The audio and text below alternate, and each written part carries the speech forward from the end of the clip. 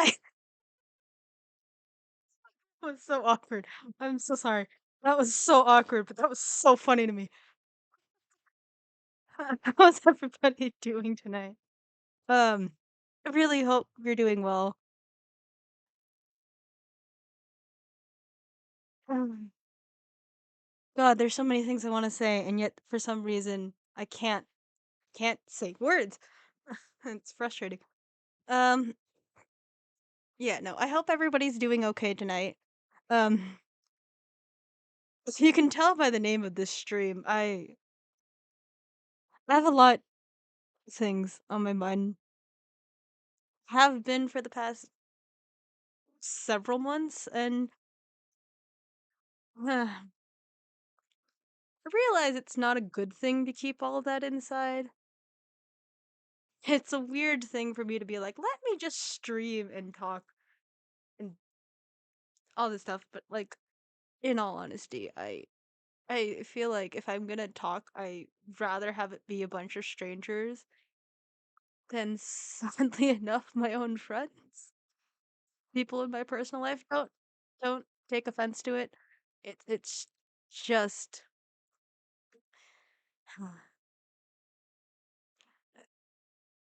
honestly, how is everybody doing? I really hope you guys out there are doing well.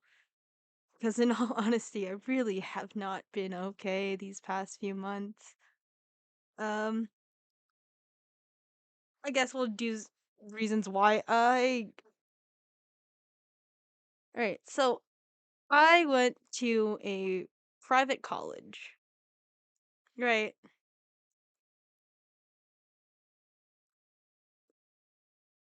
Give me a moment. I just got a text. I should probably answer it. I'm going to be so mad if I don't answer this right away.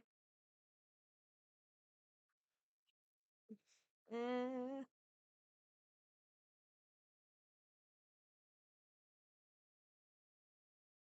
okay. Alright. There. I'll be fine now. Not really. Um, okay. Now, I went to a private college, was seemingly very prestigious. I got a scholarship. I went through all 4 years of college as a STEM major, right? Because I applied to this college thinking I was going to do this really amazing program. It bothered me a little. And I honestly thought my life would be different than it is now. It's not. It really isn't. I love I'm making adjustments right now as I'm streaming instead of beforehand, but I just realized how much this bothered me. So I'm just gonna adjust this now. There we go. It's fine. It's fine. It's fine. Ugh, I'm like fidgeting all over tonight because I came in here because I honestly wanted to do a little bit more of a personal stream. Mostly so you guys can understand who I am, where I'm coming from, because this is kind of the gist of why I wanted to get into streaming. I wanted to bring a little bit more joy to people's lives. I wanted to create a safe space for people to just kind of feel whatever it is you want to feel. It's sucks when you're going through mental health struggles. 4 years of college. I thought I was gonna do this amazing program. I was gonna graduate and I was gonna start doing stuff in STEM. Because I was like, oh, I may be very female presenting. And yes, I do dress very feminine. I don't really identify as female a lot of the time. I identify as genderqueer, right? I use she they pronouns. So yes, you can refer to me as she her, but also I like she them bleh, they them pronouns, so That's it. But, like, I thought my life would be so much different now than what it actually is. I thought, hello. Yeah, please forgive me if I start crying. It's a lot. There's a lot of racing thoughts in my head about what I thought my life would be like. And what it is right now is just not meeting my expectations. It's not, I don't know if it's my fault of my own or just, hey, this happened. We're trying to make the best of the really shitty situation. But I don't know.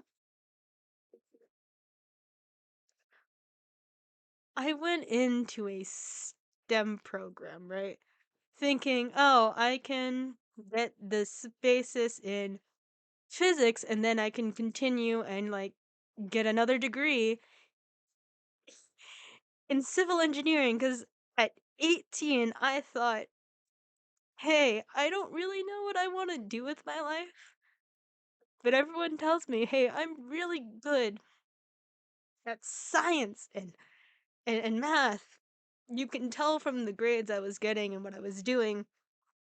Like I am what you consider a former gifted kid, right?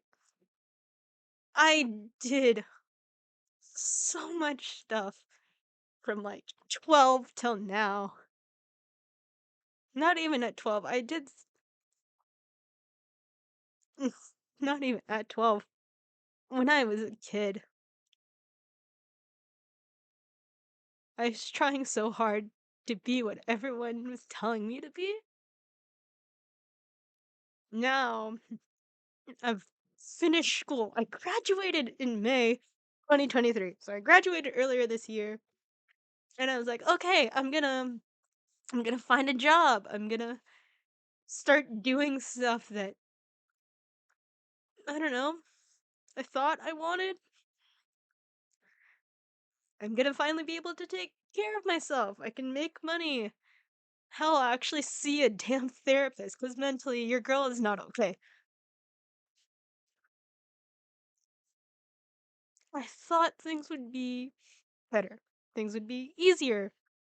Like, obviously, you get really stressed out and anxious about stuff going on with schoolwork and whatnot. As adult, I assumed that I was also sorry. I would also like I don't know.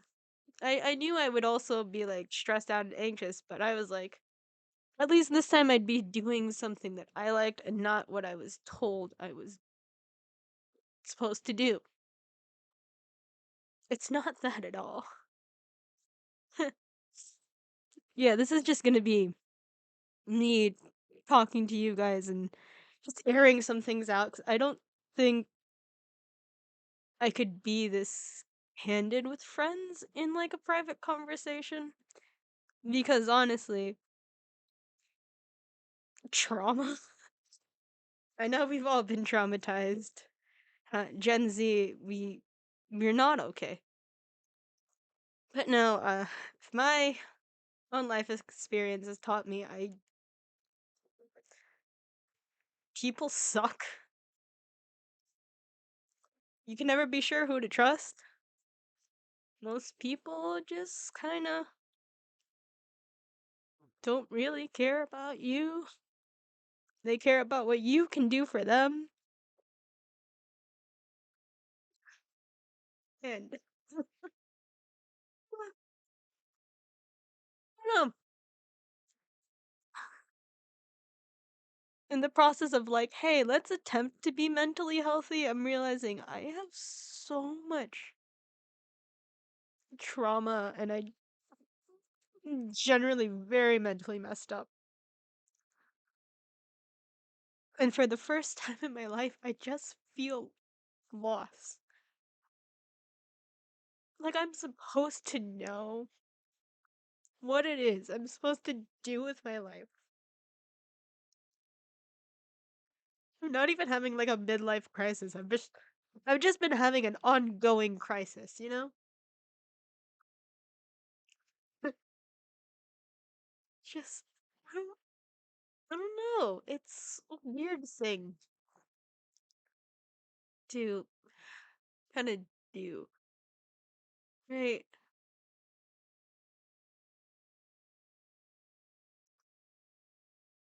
I just,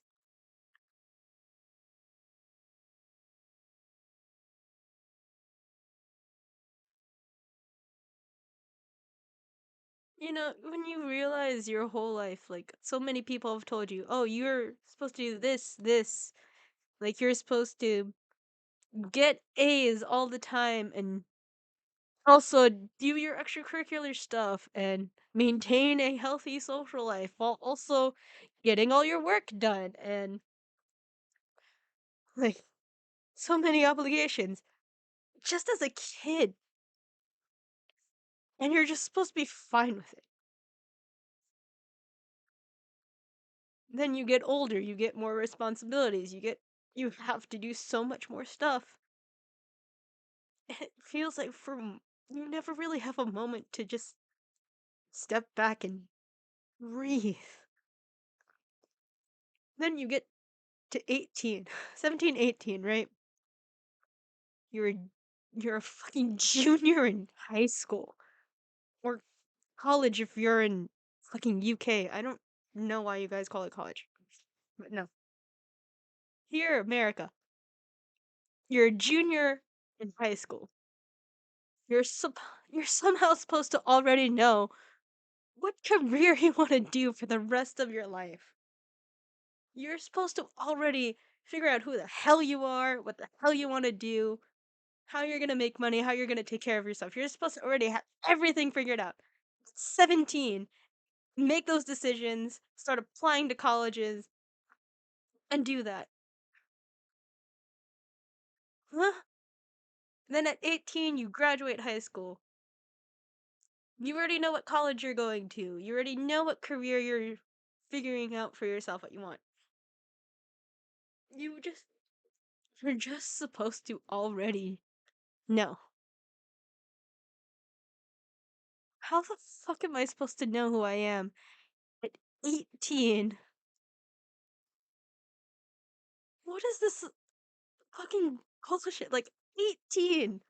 I am barely an adult. Yet I'm supposed to already know like what career I want to do for the rest of my life and go to like obviously get higher education for it, be in hella ton of debt. For what? For what? I don't know. It's weird, right?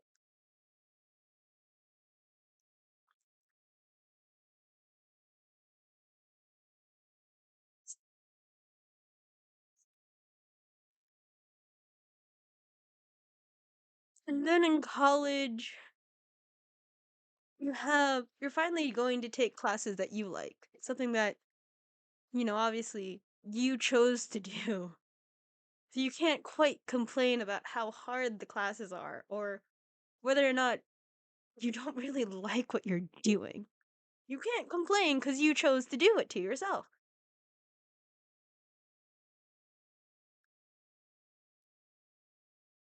And you're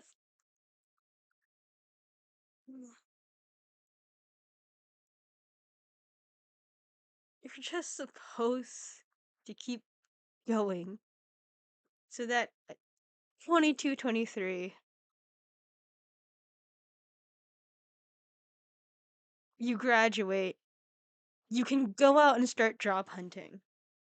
And no one tells you how fucking upsetting and frustrating it is to job hunt.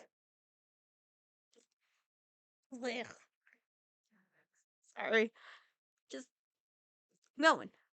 No one tells you jack shit about what you're doing with life. Okay? You're just supposed to be like, okay, I got a degree. This is the career I'm choosing to do. Okay, let's go. Let's make a resume. Sure, I may not have any experience. That's the issue. I don't have any experience, but I know what to do.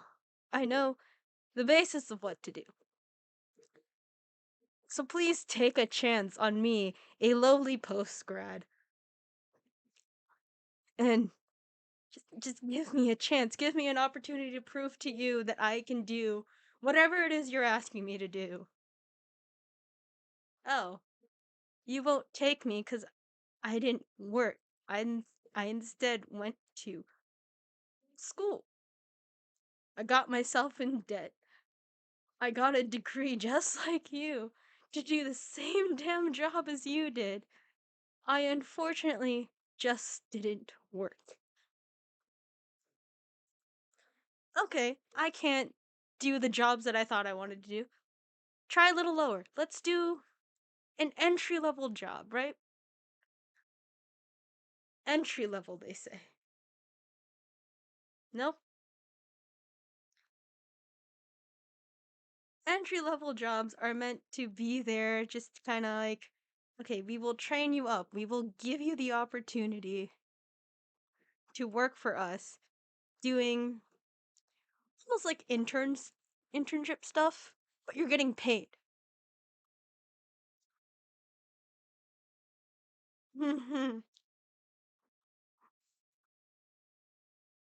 Entry level. They are there to be the basic minimum. You're not supposed to know how to do anything because it's the lowest level possible. Entry. It's just a way to get your foot in the door to start working. And then, obviously, COVID and the whole mess, the world fell apart. We all got stuck inside our houses, watching people in the medical field, the whole healthcare thing, risk their lives daily, just trying to make it a little bit better. But because of that, now, God, now, if you want an entry level job, guess what? You need 3 fucking years of experience. 3 years. That means I had to be working during the pandemic, during quarantine, when nobody was working, just to get an entry level job. I would not be paying, I would not be paid a decent amount of money. Healthcare, fucking forget about it. Insurance, forget about it. Like, I don't know. Just, I don't know. Alright, give me a moment. I have to get a bottle of water because genuinely forgot I did not have water here. One moment. Wait! Here's Jeff. He will he will be here on screen. Jeff, entertain them. Yes, I bought an emotional support shark plushie. Don't judge me. Jeff.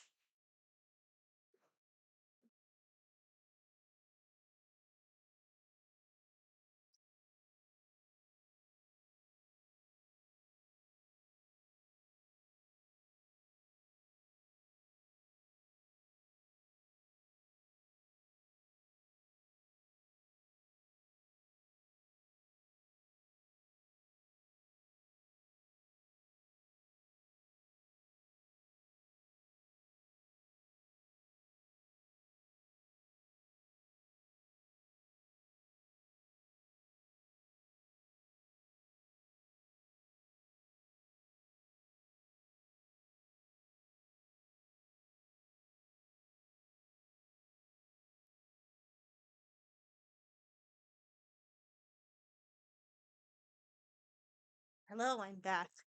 I hope you enjoyed Jeff. Yeah, I I'm angry doesn't even begin to describe how I've been feeling. Frustrated is also doesn't even begin.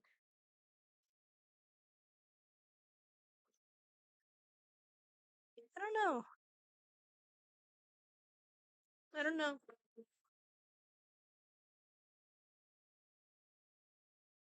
There's so many racing thoughts about job hunting right now. Right? It's not even the job hunting experience itself that is like kind of working against me in my own mental health journey. For those of you that are, trying to find a new job or just get started in the, you know, working thing, you understand how fucking difficult it is to do this. To be day in, day and night, sending out your resume, applying to anything, anything that will take you, and just hoping and praying to God that you can get it, that you have just enough experience for them to be like, yeah, we'll take a chance on you, kid. For those of you that aren't currently searching for a job, I like obviously aren't already working. I can't imagine what it's gonna be like for you to have to do this. Because it slowly just starts to feel more and more like, hey, Americans, going to college feels more and more like a scam. You spend thousands of dollars, and for what? For what? To be told by the end of all of it that you can't do anything with it. I don't know. Let's not forget how this whole job hunting thing is now affecting my own personal relationships, especially my personal relationships with my family. My sister and I are fine. She understands how difficult it is, so she doesn't pressure me. She just is like, hey, if you ever start to mentally spiral, please reach out to me. And I'm like, sure. Say yes, I'll reach out to you to your face. But in my mind, I'm like, I can't do that.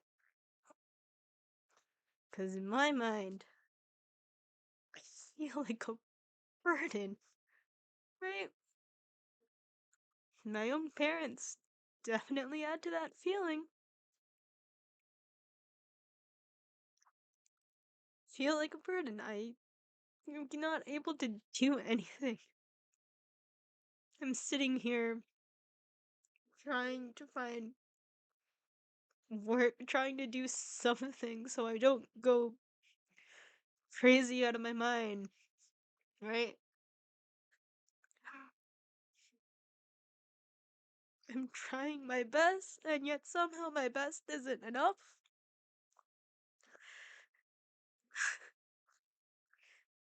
I mean, I finally sat down and had a talk with my mother about this. My sister was there to mediate. My mom gets it, right? She gets how fucking frustrating and how difficult it is to do job hunting. And she's backed off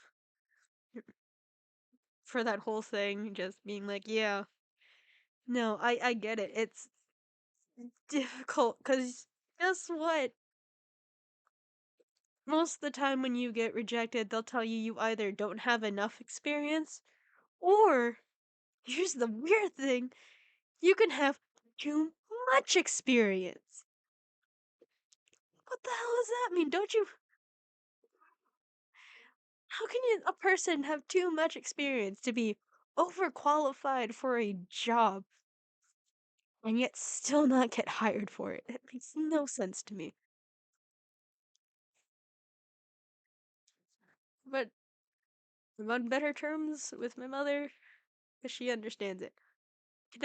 I can't say the same with my dad. I actually used to have a good relationship with my dad. Now, God, now I can't stand being in the same room as him.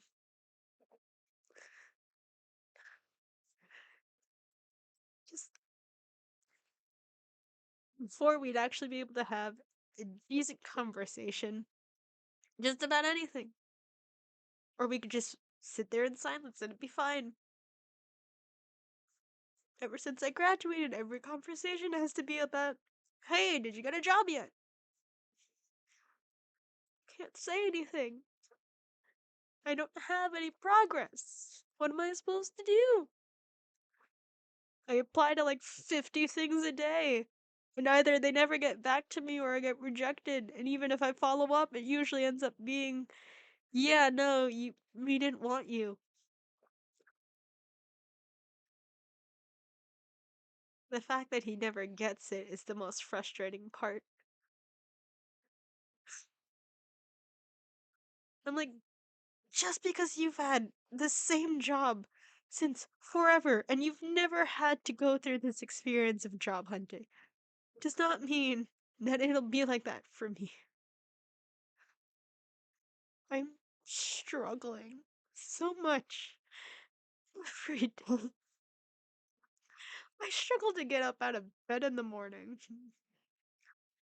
I'm literally in my bed lying for like an hour and a half, feeling so disappointed that I still am here, that I still have to get up.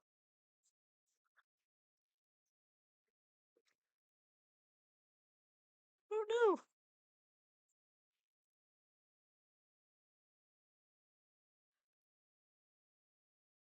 I don't know.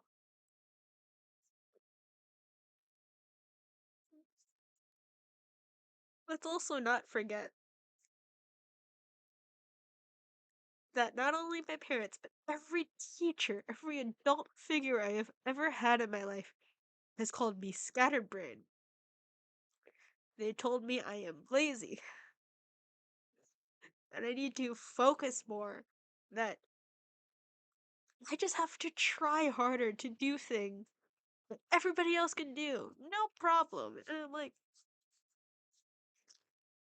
I'm trying my best here. If you want something done by me, you have to tell me how you want me to do it. Because what I've learned is if I do things my way, that's not good enough. Or, you know, it's not done right. I'm like, you told me to organize it in a way that makes sense to me, right? You told me to do things my way, and I did. Yet, it's not right? It makes no sense to me. And like, me doom scrolling on TikTok and Instagram. God knows if I ever get a Twitter account, it's gonna feel so much worse. But me doom scrolling on those two apps, especially TikTok, jeez. Oh, I could have some sort of undiagnosed ADHD or some sort of neurodivergence, I don't know. Because I'll only ever really want to do things if I'm interested in them. And usually, if I'm interested in something, like that interest kind of lasts for like a week or so, and then I'll move on to the next thing. The way I have always done my work for school, even in like fucking quizzes and tests, I'll start doing one thing, remember something for another problem, so I'll do that, and then be like, oh, wait, I know something else for this other thing, so I'll do that. And then I'm like, oh, wait, I've remembered how to finish the first thing, so I'll go back to that. So I'm just flip flopping all over the place, doing whatever it is my brain remembers. I can't, I never studied, right? I know most people will hate me for that. I could never study. Right? I can't sit down and like reread notes to remember what's going to be on an exam or a test or a quiz. I can't do that. Because if I do that, I second guess myself and I end up doing the wrong thing. However, if I go in there completely blind, I tend to do better because I'm like, okay, I think I remember this, and just go back all over the place. How I get anything done is a miracle to me. How the fuck I actually managed to be considered a gifted kid is a miracle to me. Now I'm just a burnt out gifted kid who's sad all the time, overwhelmingly sad all the time, just struggling to be a human being. And it's like, what went wrong? What happened? Honestly, should have figured something was wrong the moment people, even my own parents, started calling me scatterbrained. That I could never finish anything. If I only had one thing to do, I can't finish it. But if I did it on my own accord, it'll be done in like, I don't know, half an hour at least.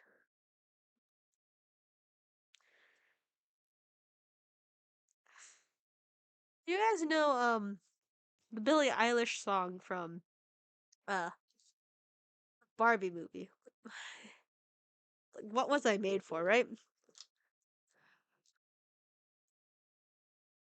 You know that line? God, I think I forgot how to be happy. Something I'm not, but something I can be. And I was like, oh, I felt that in my soul. I don't remember the last time I was happy. Like, genuinely just happy. Nowadays, I'm anxious. I'm stressed out. God, I really think my depression is just really bad.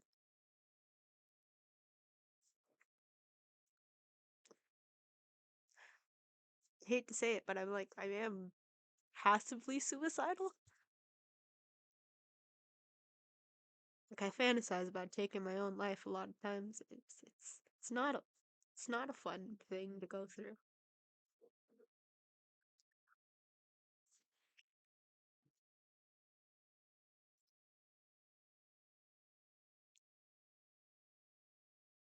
Just,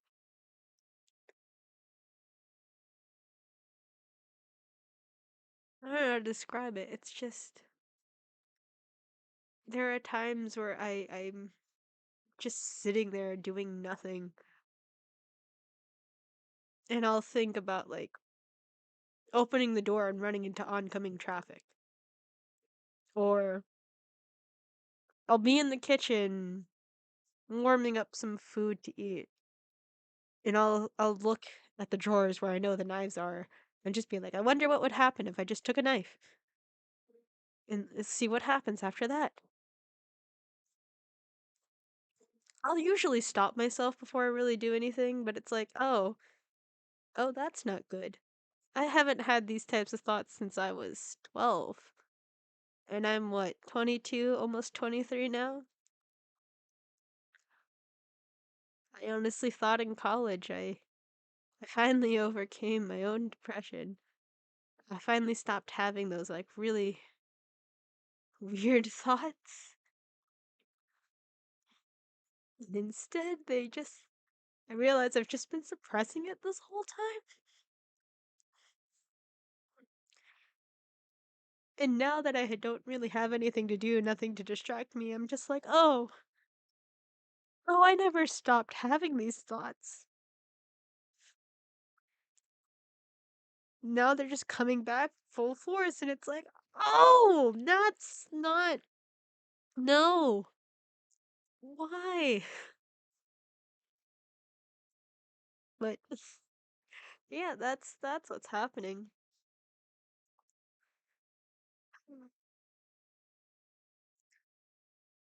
No, everything's not okay, but thanks for asking. I just, it's a lot of thoughts. racing through my mind, yet somehow I can't figure out which ones I want to say. Again, undiagnosed ADHD or some sort of neurodivergence. Because no adult in my life bothered to actually check in on me.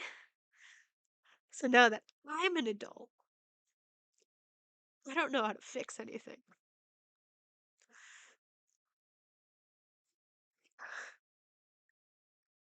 I've never felt more lost in my life than I do right now. And it's the crushing realization of, oh, I don't know who the hell I am. I don't know what the hell I want. My entire life has just been, you know, everyone telling me what I should do, how I should act, who I should be, and I've just been following that. Sure, I have like small realizations here and there of like, oh, yeah, I pansexual, right? That's entirely me. Oh, I identify as genderqueer because I find they them pronouns a little bit better to hear than she they a lot of the time. But I still like accept she they pronouns anyway. So, that's all me. Surprisingly, this is a weird story, but hang in there with me. It's what, 2020, 2021-ish? I'm on online classes. God knows, I signed up for these classes because I thought they'd be fun. Like, I signed up for a women's studies class, and I was like, yeah, no, this'll be fun. I have a lot of opinions. I'm a very opinionated bitch. I feel things very, very deeply. Figured out why for that. We'll get into that for a different time. And I was like, oh yeah, no, this is gonna be fun. First day of class, I'm bored out of my mind. Because I didn't think that a women's studies class would just be me and a bunch of other kids sitting there getting lectured at, not lectured to like you would think for a normal professor. No, we're being lectured at by a professor who has no idea how the fuck to use technology. I'm bored out of my mind. Like, first moment where I realize, oh, most of us spent like a good 5 to 10 minutes being like, Professor, your camera isn't on. Professor, we can't hear you. Professor, your audio's a little weird. Oh, wait, did you just end the meeting? Oh, we have to come back on, because again, did not know how to fucking work any of it. But we had to be in online classes, because, COVID, the great panini, as I saw on TikTok, where we can't say the word pandemic, so we're just gonna say the word panini. We're on online classes, so of course, I was not expecting people to like, especially professors, to be like automatically like, yes, I know how to do this. Teach online. They struggled with that so much. The majority of like the class is a discussion based class. But you spend like half an hour just listening to this professor drone on and on and on about whatever it is that's happening in their personal life that has nothing to do with the class, but they're gonna try to make it a part of the class anyway. And the class is like an hour and a half. So, God, I was sitting there for the full time on my laptop. I had to have my camera on just like this, and I'm just like, I don't know what the fuck you're saying. I don't understand how I'm meant to do a discussion, how any of us are meant to do a proper discussion with this. Where it's just you sitting there being like, you know, I'm also a professor in this department, but we're not And I was like, okay, I get it. People suck. The university says they care about the rest about us. They don't. They only care about one school and one school only, and that's their big marquee thing. And the rest of us can just go fuck ourselves. But like, my God,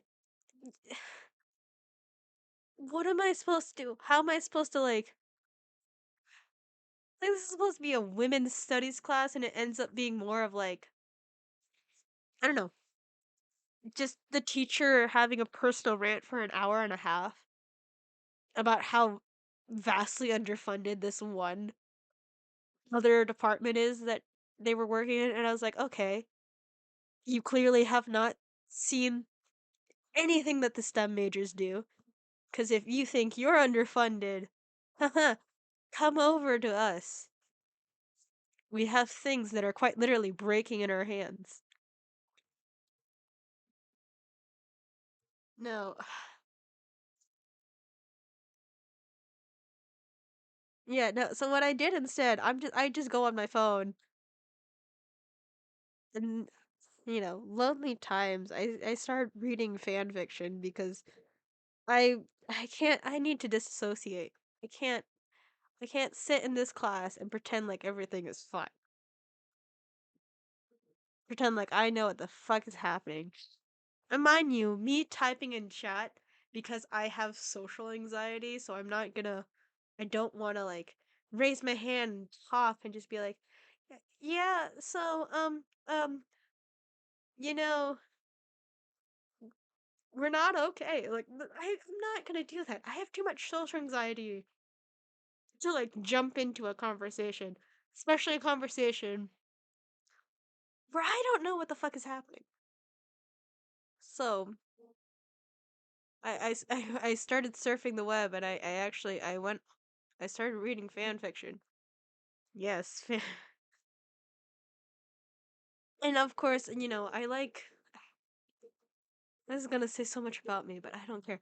I read a lot of reader insert fan fiction just because, I don't know, I'm curious to see what people do when they don't have their own, like, character that they make, or, like, they don't have, like, a set thing they have in mind for what, whoever is reading going about this. They're just like, you, we're gonna try to appeal to all of you and see how that goes. So we're not going to give any really clear identifiers so everybody can feel special. A lot of the times, those things ended up being more like gender neutral ones. So I saw a lot of they, them in referring to you, the reader. And I was like, huh, you know, I also have read like femme reader ones, but for some reason, I seeing they, them clicked with me so much more than seeing she, her for a lot of them. So I was like, yeah, I like they them pronouns more, but I'm also not gonna make people change like how they address me in terms of like she her because I'm still like okay with that. I just prefer they them pronouns more now.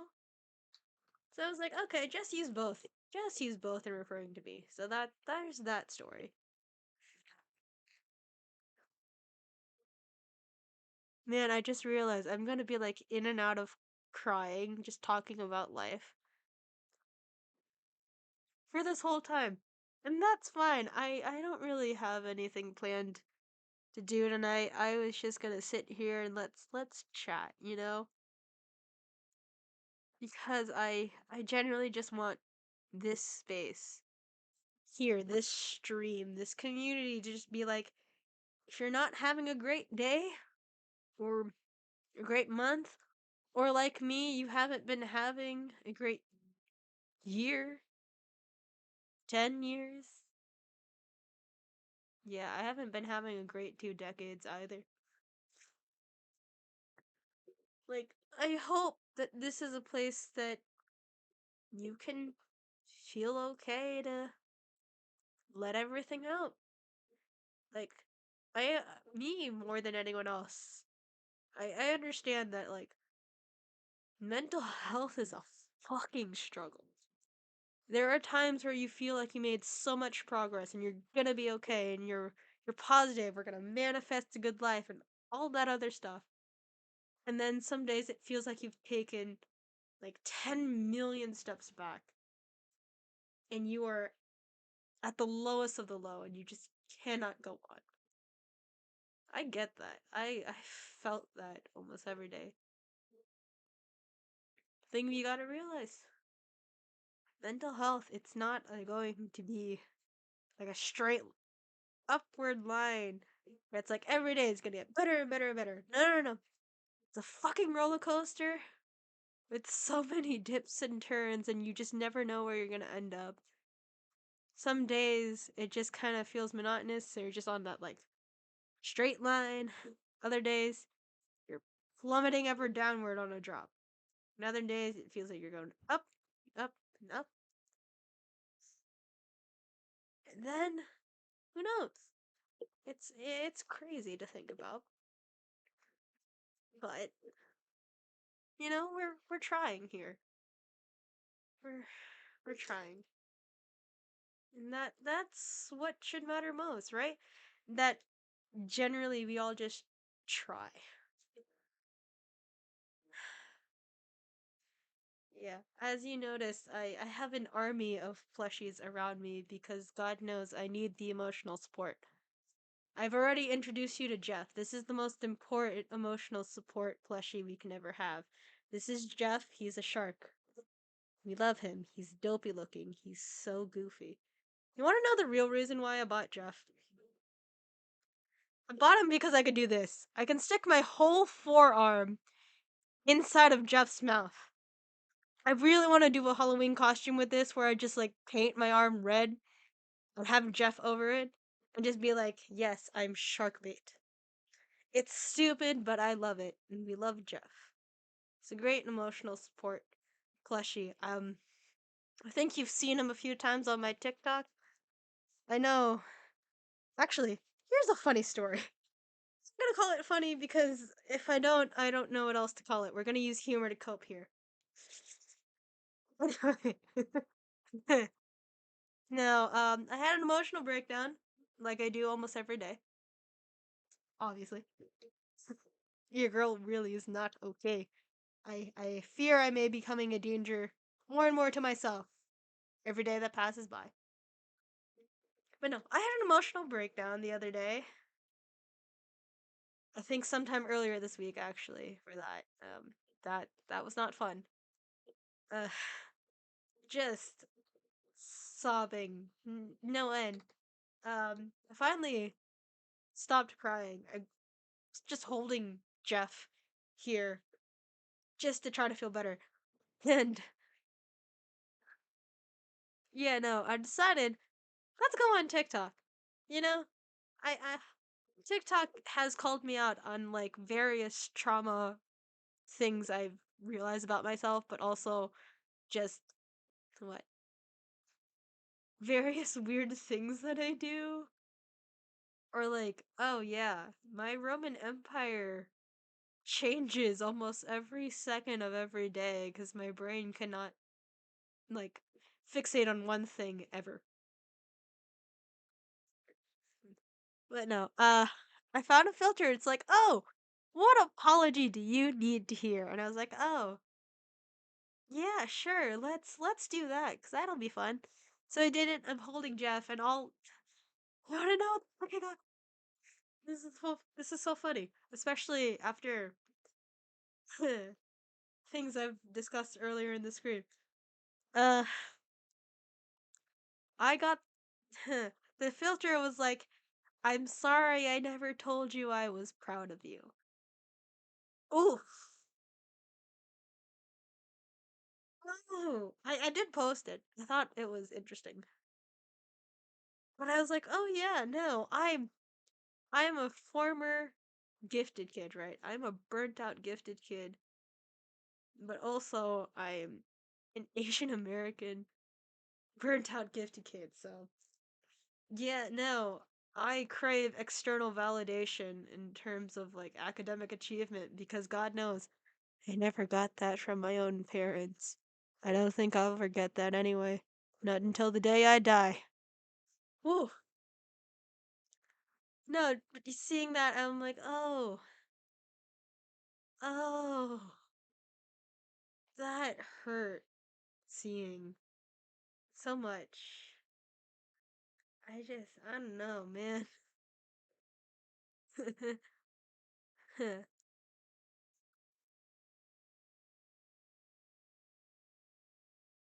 God, I really thought I was gonna try to come in here, be a slightly bit happier, but I'm just realizing I am so fucked up. Like, mentally speaking. Now, obviously, if anybody says that, they'll be like, oh, therapy is a great resource. And I'm like, yeah, therapy would be a great resource if I wasn't American. And so I could actually afford things. But because I'm American, I have student debt. And because I'm American and I don't have a job, obviously I'm not gonna be able to fucking afford therapy or anything in life, and it stresses me out to no end. Again, I say this again with like so much hope for the future. If you are job hunting right now, you fucking understand how difficult it is. Just to hear anyone, and that's not a rejection. If you aren't job hunting right now, but you're also not working, like you don't have to worry about that for a long time. God knows I am scared for the future that if job hunting as of right now, here, in the year of our Lord 2023, if it is this difficult now, I can't imagine how it's gonna be later on in life. Just, you know what? You know what? I gotta do this. I have to do this. How the fuck can someone be overqualified, have too much experience, and still not get the job? It makes no sense to me. The fact that you can say you are overqualified for a position and therefore we cannot hire you. Bruh! Like, I'd understand it if you're saying, like, oh, obviously I'm not qualified to do this because I have not worked in this position, so I don't have the experience. And I know that most companies nowadays, especially after the Great Panini, do not want to take the time to train somebody. They just want to hire somebody who already knows what they're doing. They don't have to like waste time, effort, money, and all that stuff. Like I'd understand that. But now you're telling me if I have too much experience in something, I still can't get the same damn job? What? I'm sorry. Repeat that again. Repeat it for the people in the back. What the fuck? You know sometimes how God, I had a thought and then I lost it. God damn it, my train of thought is all over the place. You know, maybe I should call my doctor and actually ask for the number of a psychiatrist or therapist who actually figure out what the fuck's happening up here. Oh no. Let me tell you how much I hate being an American. Like, I genuinely can't stand being an American right now, especially as a post grad. Because I'm thinking, huh, Canada, a lot of other places in Europe. They have so many places that offer that offer free university. As in, if you want to go to college, it's free. You don't have to worry about payments. Huh? It's free. As in, more and more people can do higher paying jobs and keep the economy going for free. Not only that, not only do they have free university, they have free healthcare. As in, you don't have to pay for an ambulance ride if God forbid something happens to you. You can see your doctor anytime you like and not have to worry about whether or not they take your insurance. Now, let's get over here to the great fucking country of America, United States of America. Everything is a business. Everything is about money and profit. We don't care about anybody but ourselves. We have so many billionaires. Right. So many fucking billionaires in the world. A lot of them, guess what? A lot of those billionaires are fucking Americans. They're fucking Americans. Not only that, do you want to know what our like tax dollars are actually going to? My fellow US American citizens, if you don't know, a lot of our taxpayer monies are actually going towards military funding and police funding. I'd love to ruin your day about that. Right? You realize over $1 trillion are going towards military and the police. And yet, we have so much student debt. How much student debt do we actually have? I'm gonna search this up. If I can fucking type. Right? I'm gonna show you something. It's gonna look absolutely insane. Right? First, let's do this. Look at that. Look at that. As of 2023, we are over $1.7 trillion in debt. Guess what?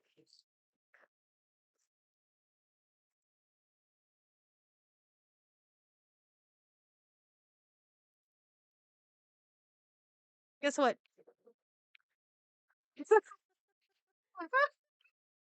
The Department of Defense wants more money. They want an increase of $26 billion. How much does the U.S. Look at that! Look at that! 2022 U.S. military spending 876. Wait, $94 billion. 12%. You know what? Let's look at this fucking demographic. I'm actually kind of pissed. Look at this. Look at this. Just to equal somewhere near the amount of near the amount of money we spend on US defense.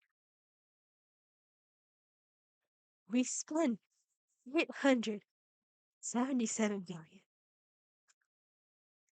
We spend more money on defense than the top 10 countries. Look at that. China doesn't even spend that much. And guess what? China is fucking balling over there. Right. They had such a better like response to COVID that they were able to like not have everything shut down and be done really quick. Like the US had the absolute worst response to COVID. And it's all because of money. Look at this. We spend so much money towards military spending, right? Right? Let's also look at police spending, right? 129 billion. You realize if we spent like even a fraction of that, we could actually lower the amount of student debt. You understand this? It's insane to think about. It's insane to think about. Oh wait, let's search up world billionaires, right? So now I'm curious about this. I want to find how Elon Musk is American. Jeff Bezos, American. Oh God, Bill Gates, American. So many Americans, right? That have billions of dollars. If they spared even a fraction, not even like 10% of their money, and if, hmm, hmm, I'm on a roll here. I'm sorry if this is boring to you, but I'm on a roll here because I'm actually quite mad about this. If these billionaires just spent like even 10% of their money, and if we just spent just a little less money on like, hmm, U.S. defense, you realize how much like student debt we could actually get rid of. Yet we won't do that because it's not profitable. I don't know, man. I don't know, man. Also, I just I don't know, man. I also you know, I have a real question about we all know the great platform of YouTube where we just kind of watch whatever the fuck we want, right? Can someone explain to me why the fuck Sniper Wolf gets so much like she made so much money stealing people's content. And yet people like I don't know if Baddington makes money off of their FNAF VHS tapes slash Harmony and Horror. Like I don't know if Baddington is making money off the content they're doing. But it's original content, making it entirely by themselves. And yet Baddington is not as big as Sniper Wolf. I don't I am so confused about so many things in life. I'm very lost. I just, I don't know. Oh, I hope you know we're not gonna get like sit down videos like this all the time. I just, today, 10/11, a lot, a lot is just happening. You wanna know something really funny I found out actually? I don't know if it's funny because I just think it's ironic, but it's kind of funny. It is, yesterday, October 10th, 10/10, was Mental Health Day. Just let that sit with you. It's Mental Health Day. Reason how I found out it was Mental Health Day was actually I was on YouTube. Of course I was. I was just watching stupid shit online. I think I was just watching Smosh actually.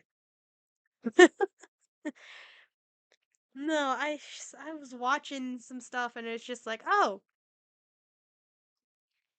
it's Mental Health Day? What the fuck? From like news stations just be like, Happy Mental Health Day. I hope everybody's doing safe. And I'm like, no.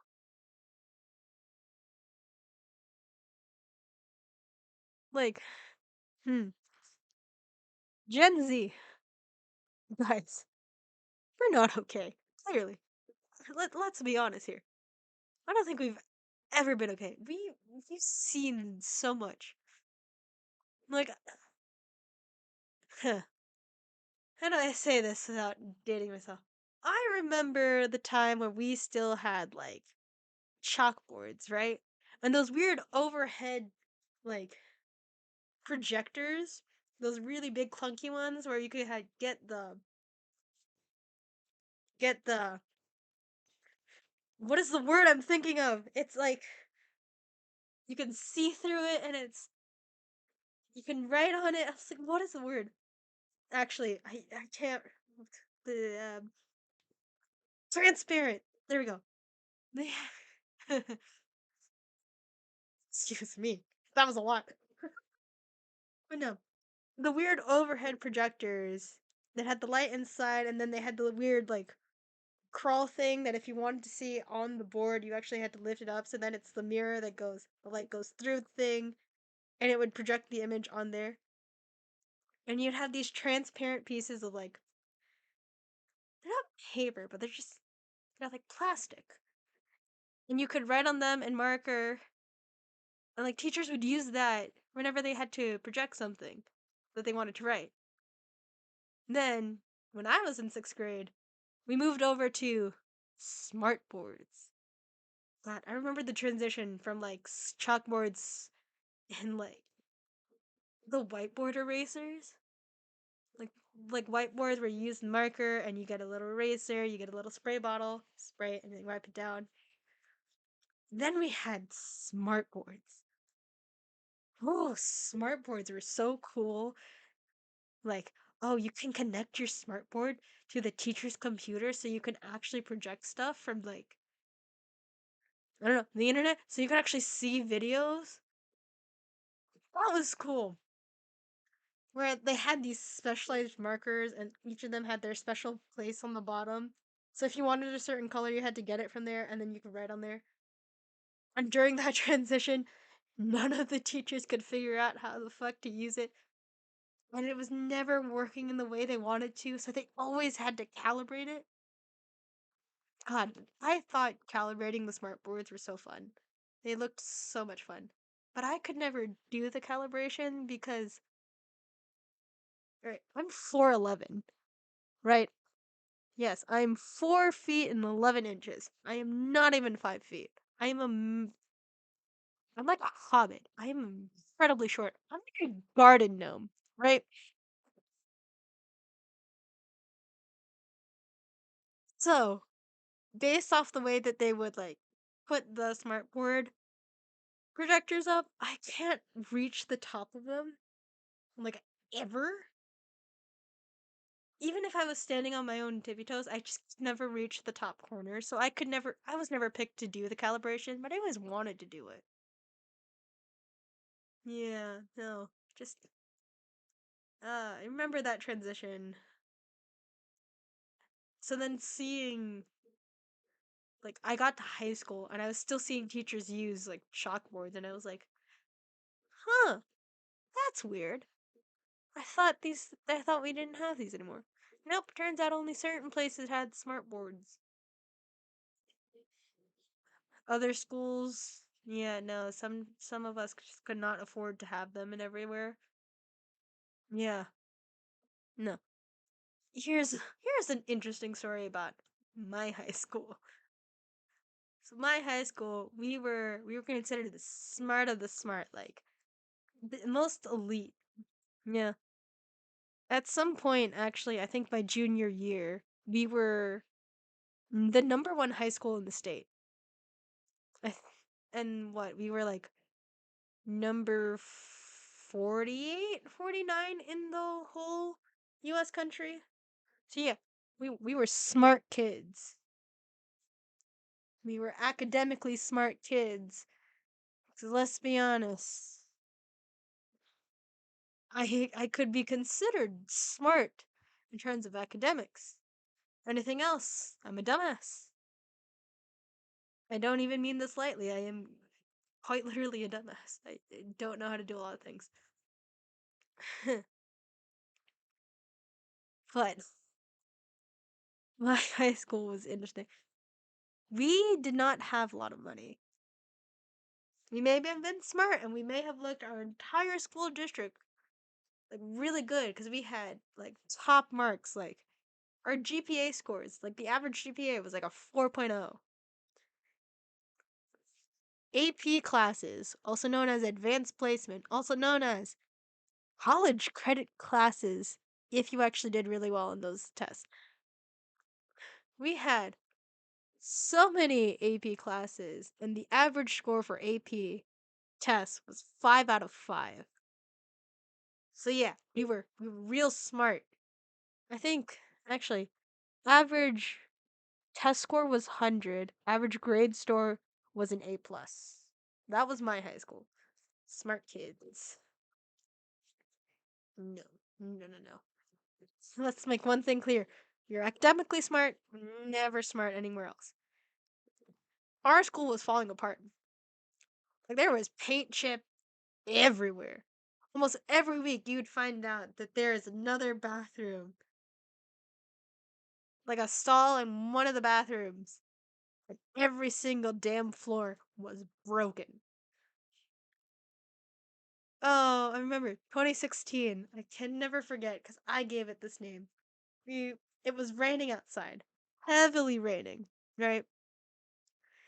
And we were all sitting eating lunch. I think it was the first lunch, so lunch A. Those of us that had lunch A, that means their class is a little later. And the other students, because obviously we can't keep everyone together. That's why they split up lunches. So us in lunch A, we were downstairs in the cafeteria eating, and the other students were in their classes. It's raining really hard. You can hear the thunder outside just going boom. And we're just like, oh man, it's really pouring out there. All of a sudden, you just in the middle of the cafeteria, you just hear gurgle sounds. You can't quite tell where they're coming from, but it's like, huh, what is that? Where is that sound coming from?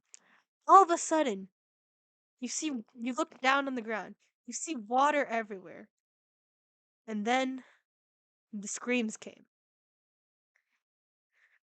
And why, you may ask, were there screams? It was not because of the water, though you may think that. No, no, no. Those screams were not coming from the fact that our cafeteria was being flooded because of how hard it was raining outside. Oh no, those screams, those jumps of like, oh my god, what is that? Oh my god, we're all freaking out, right? No, no, no. Those screams were because, those screams were because with the rise of rainwater coming into our cafeteria, somehow, some way, you also had cockroaches come up.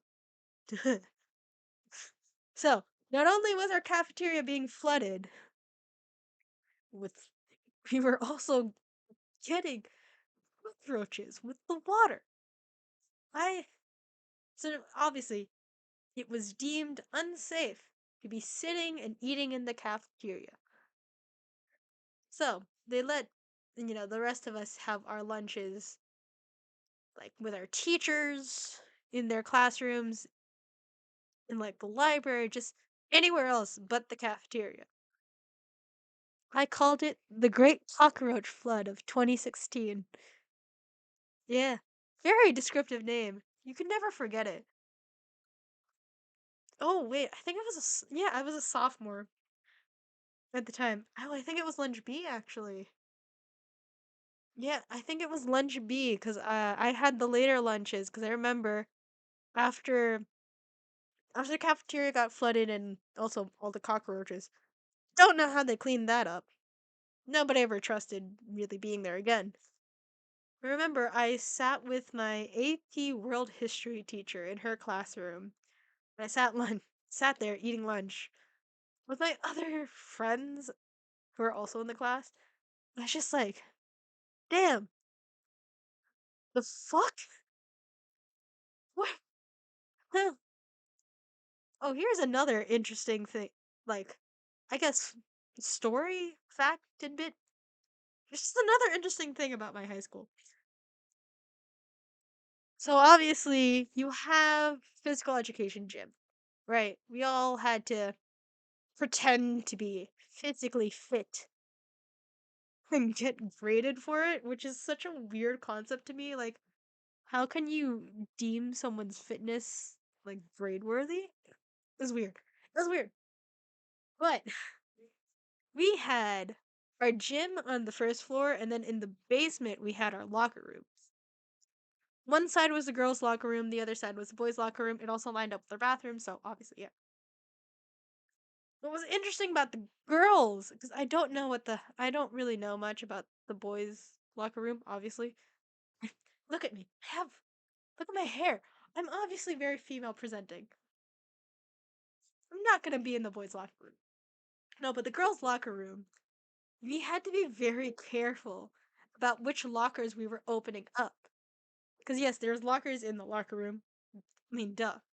But that's where we would store our stuff, keep everything while we were in gym. Interesting. You had to be careful about which ones you open because sometimes there'd be dead cockroaches in some of those lockers. Or the thing that freaked all of us out. There were cockroaches that were alive and they were flying about as soon as you opened the door. Or cockroaches that were alive and flying about if you opened the wrong what's the name the of the place? Shower room. Showers in the locker room, right? Sometimes you get like cockroaches flying about from there or flying from the lockers. So you have to be really careful about where you would put your stuff. It was a mess. So many cockroaches. I don't know how we survived as a school. And every time her principal was like, "Oh, we have to show, Board of Education, the district, how great we're doing, but also, hey, can I point out all the stuff that's wrong with our school so you can give us more money?" And yet somehow with every visit, we never got more money. So we were still dealing with shit tons of cockroaches, paint literally peeling everywhere. Bathrooms just never actually being in use. Yet we still had the best grades out of the entire district. Hell, even the entire state, to the point junior year, again, we were number one in the state. I don't know how the fuck we did it. I feel like if our grades dipped, maybe they would have given us more money. Maybe we wouldn't have to constantly be putting. Okay, so they gave us Chromebooks and iPads. We each had carts for them. Sometimes you would you would get a Chromebook, you would try to turn it on, and it wouldn't turn on. Even if you charged it, it would not be working. Or there were parts of the keyboard missing. Don't don't even know how that happened. Or the iPads. I always expected at some point I'd open the little cover on the iPad and one of them would just have a cracked screen. That's just how fucking jank and busted our stuff was. But no, most of the time it's either they just didn't turn on or the touchpad just wasn't working, so it wouldn't identify where your fingers were. And it's like, huh, our school is quite literally falling apart around us. They refuse to give us money to help fix anything. But you know what? I guess it's fine because we're doing well academically. I don't know about now. I've heard real bad shit about that school now. Main reason you went there is just because it had a good reputation. It's like, oh, you went to this school, you must be smart. And a lot of alumni from my high school did go on to a lot of Ivy Leagues. Oh, I know my classmates, a lot of them also went to a few Ivy Leagues. I don't remember how many people went to MIT, but I know there were some. I know there were some. Yeah. Now, college. My university, Ace Bishop, you know what I'm gonna talk about right now, right? We're gonna talk about labs. I was a STEM major. Okay. I was a physics major actually in college. I'm not gonna name the university because you know what? Privacy reasons, but also But you gotta, yeah, no, privacy reasons why I won't actually name my university, but also like if you want, I will actually do a separate stream just talking more and more about it. I'm not gonna name it though. I'm not gonna name it. But we gotta talk about how fucking busted our stuff was. Right. So, man, I can't even talk about like physics labs because freshman year. Actually, you know what? Let me start. Freshman year. It's 2019. I don't really know anyone. Okay. I decided to be special flower and I went to a university that just offered me the most amount of money in terms of scholarships. Boy, was a fucking mistake. Cause I was sad. I was the big sad. I also spent hmm, I spent majority of my time alone. I didn't really have friends. A lot of the time whenever I was eating lunch, it was just by myself. It's usually like, kind of set up like this. I'd be by myself on my laptop just watching a video and eating. Cause I didn't have anyone to be with. It was a really sad time. So of course I joined a shit ton of clubs that also met at the same damn time. So I had to choose. My God, I made some of the worst mistakes that year. Yeah, no, I decided out of all the clubs that I joined, I was gonna stick with the Filipino club.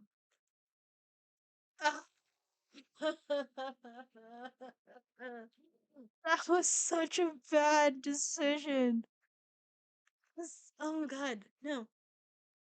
Don't get me wrong. The people in the Filipino club, they're they're really nice at first.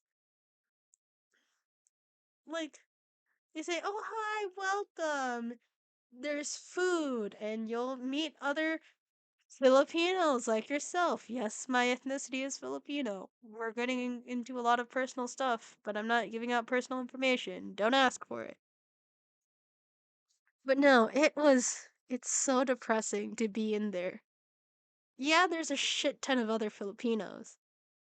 We're all Philams. You know, we're here in America. Most of them are like, you know, just like you. They were born in America, but their families are Filipino. Ace Bishop, I will tell you information later. This is not something to say in a public setting. You should know better than that. You should know better than that. But no, let me complain about Filipino club. Right. God.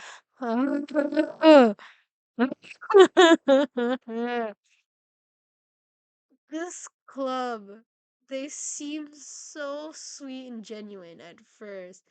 And then after a while, you just slowly start to realize it's very clicky. If you aren't already in like a popular friend group, you're never gonna have friends in there. Just forget about it. Forget about ever trying to be like friendly with anyone else. You already have a group, and that's it. No, nobody's gonna enter or leave. It's just that group. Then when you start like talking to them about their lives and their experience, you realize they're super Americanized, like super whitewashed.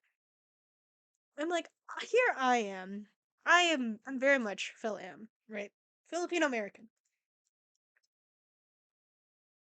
My first language is English. I think in English, I talk in English. This is the first mode, like this is the first mode that I'm going to act in.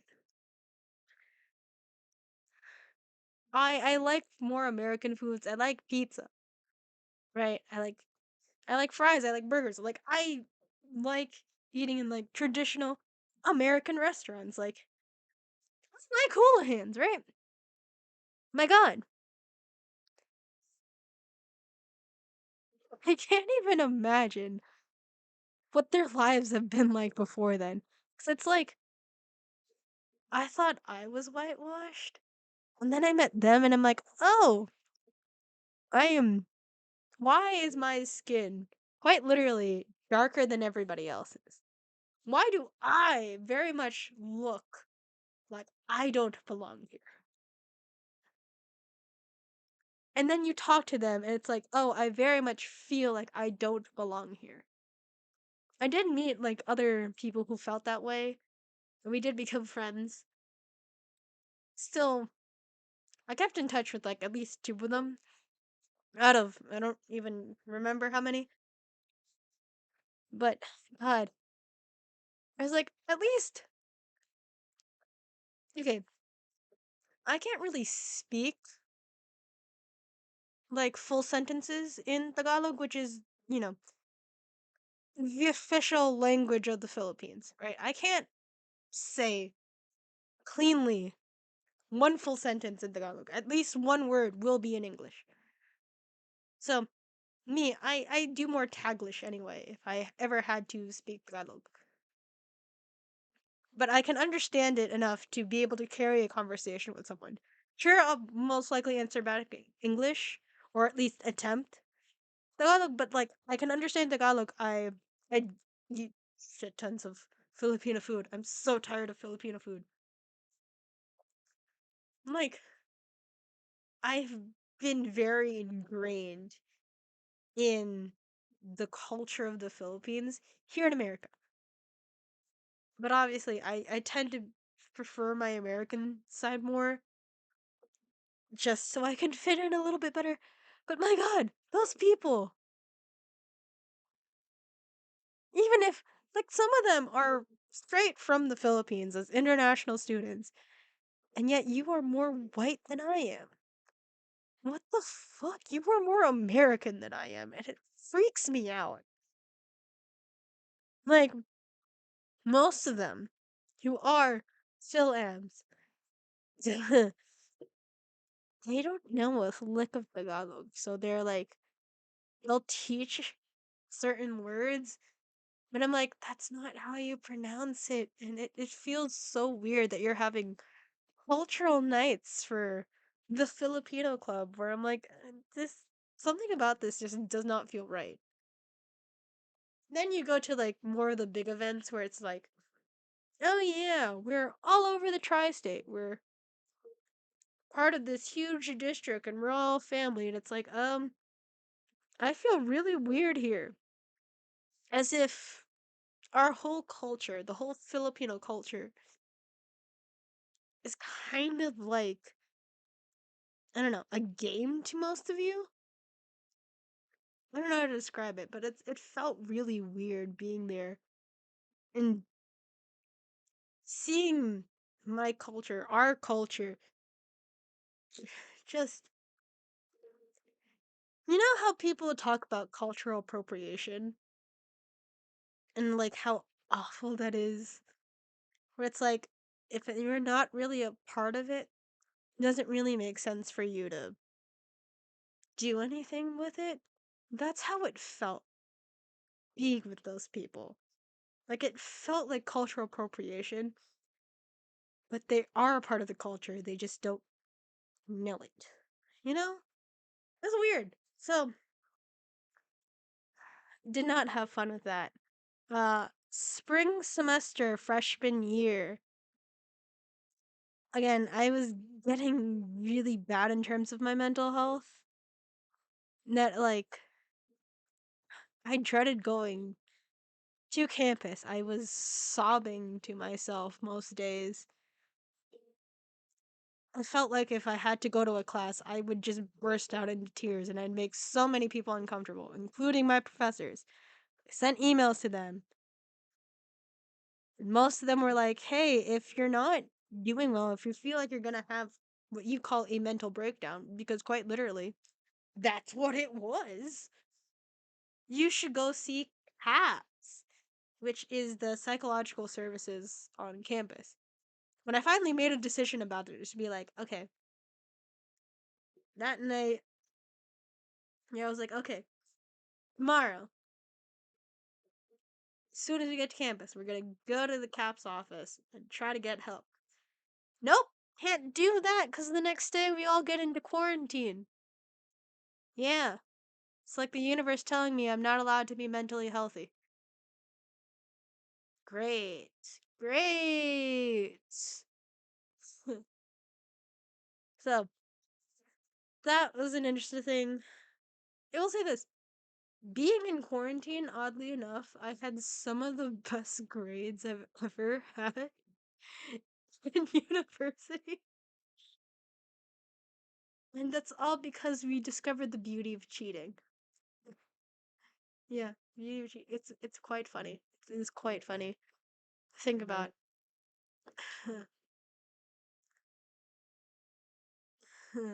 Just damn.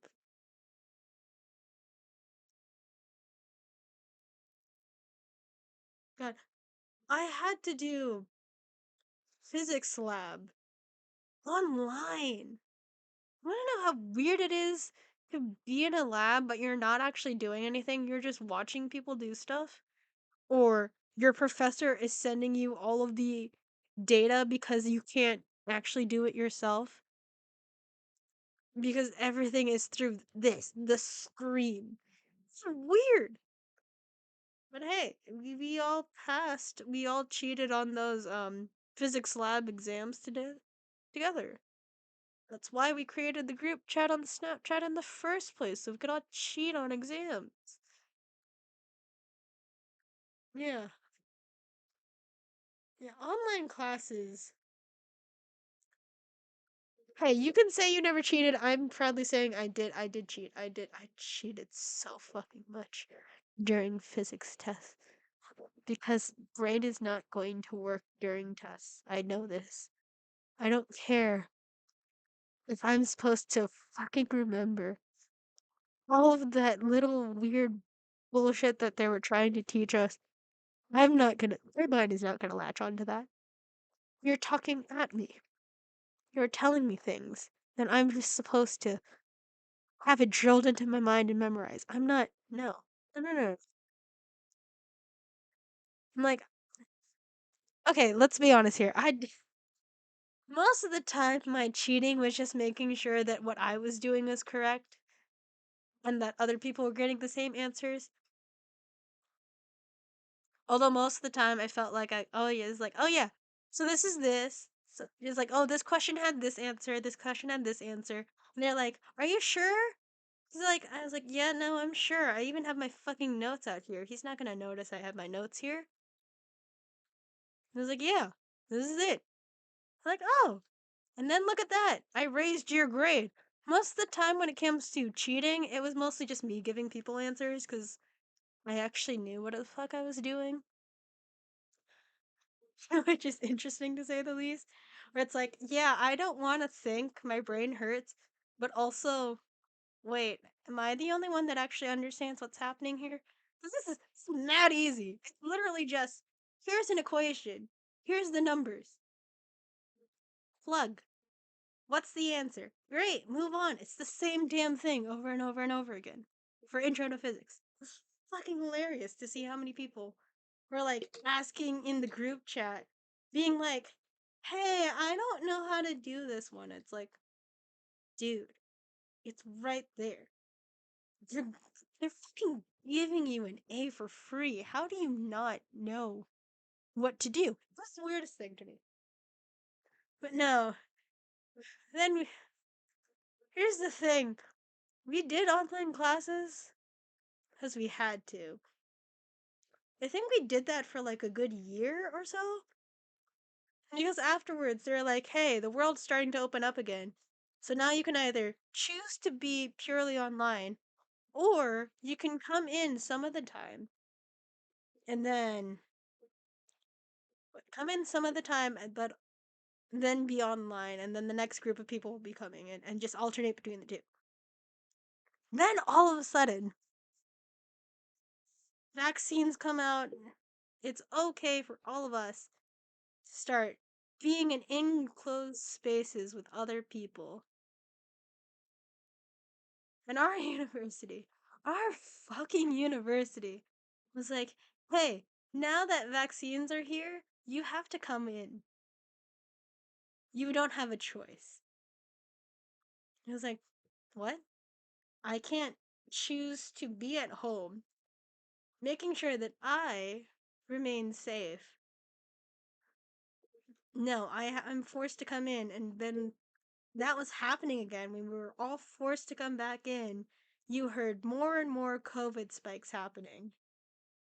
It was like, oh, there's a COVID spike in, you know, some sort of like one of the dorming houses, or oh, there's a COVID spike with our what, our staff somewhere, and I was like, you're expecting us to actually come in person, but you still haven't completely dealt with the problem of why we're not, you know, trying to be in person.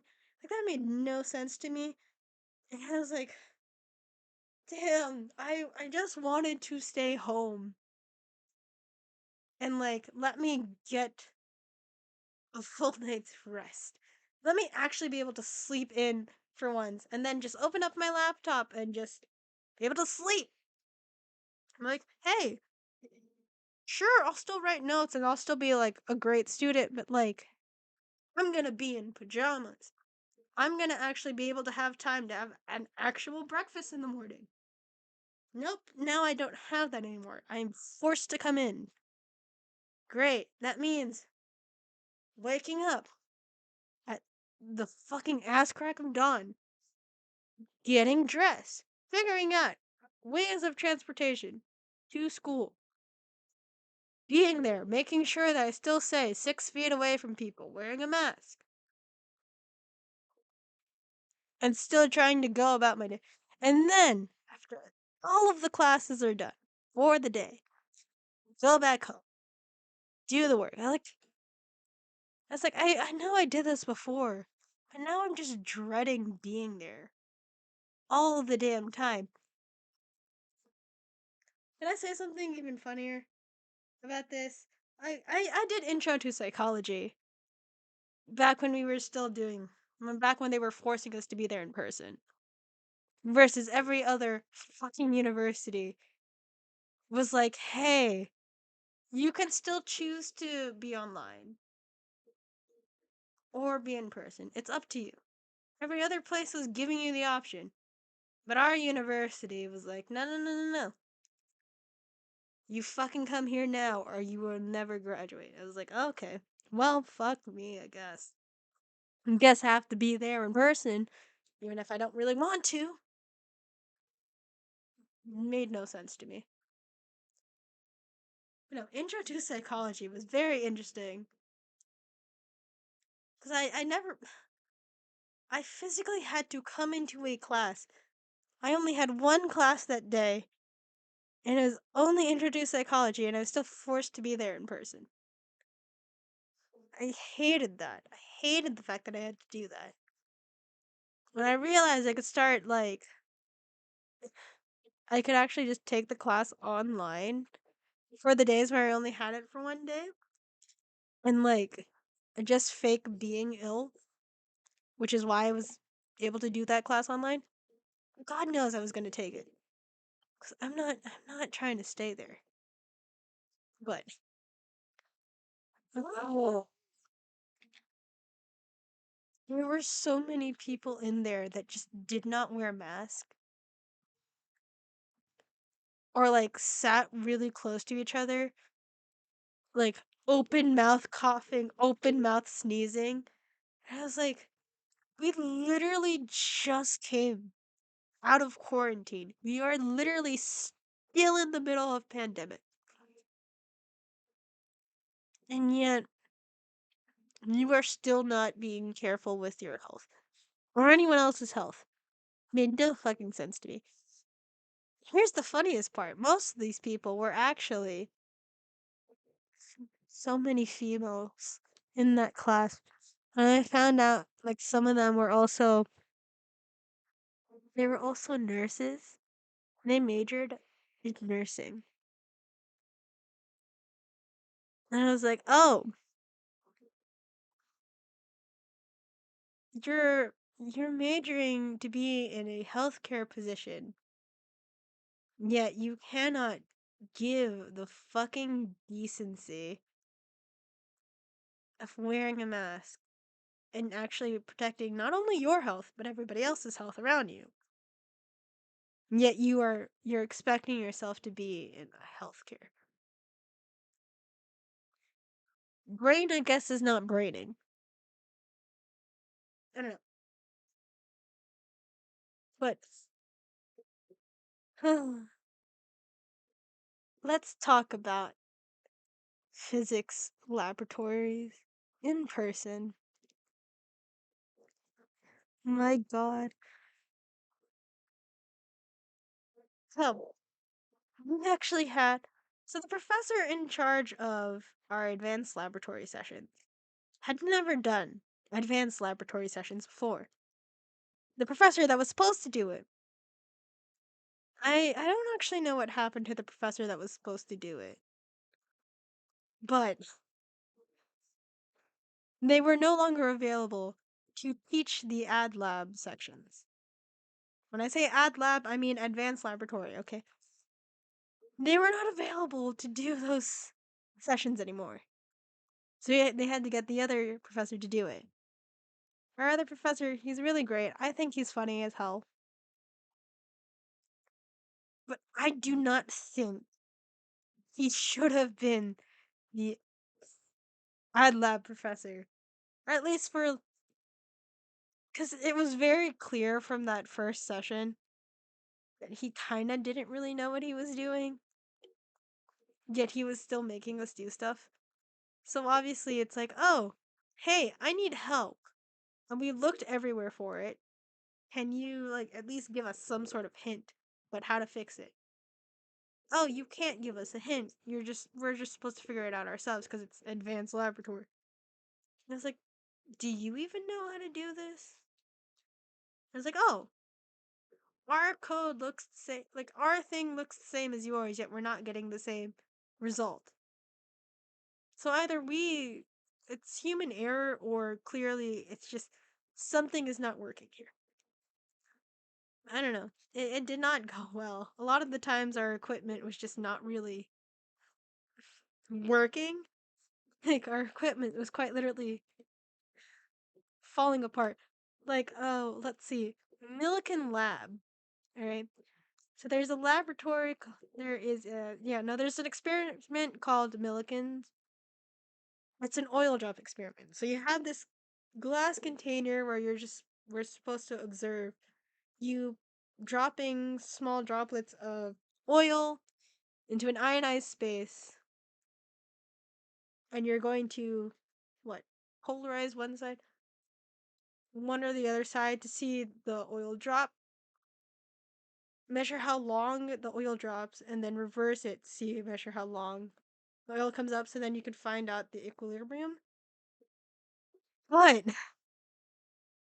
the container that we're supposed to use for it, it's made out of glass. It is already very shattered glass.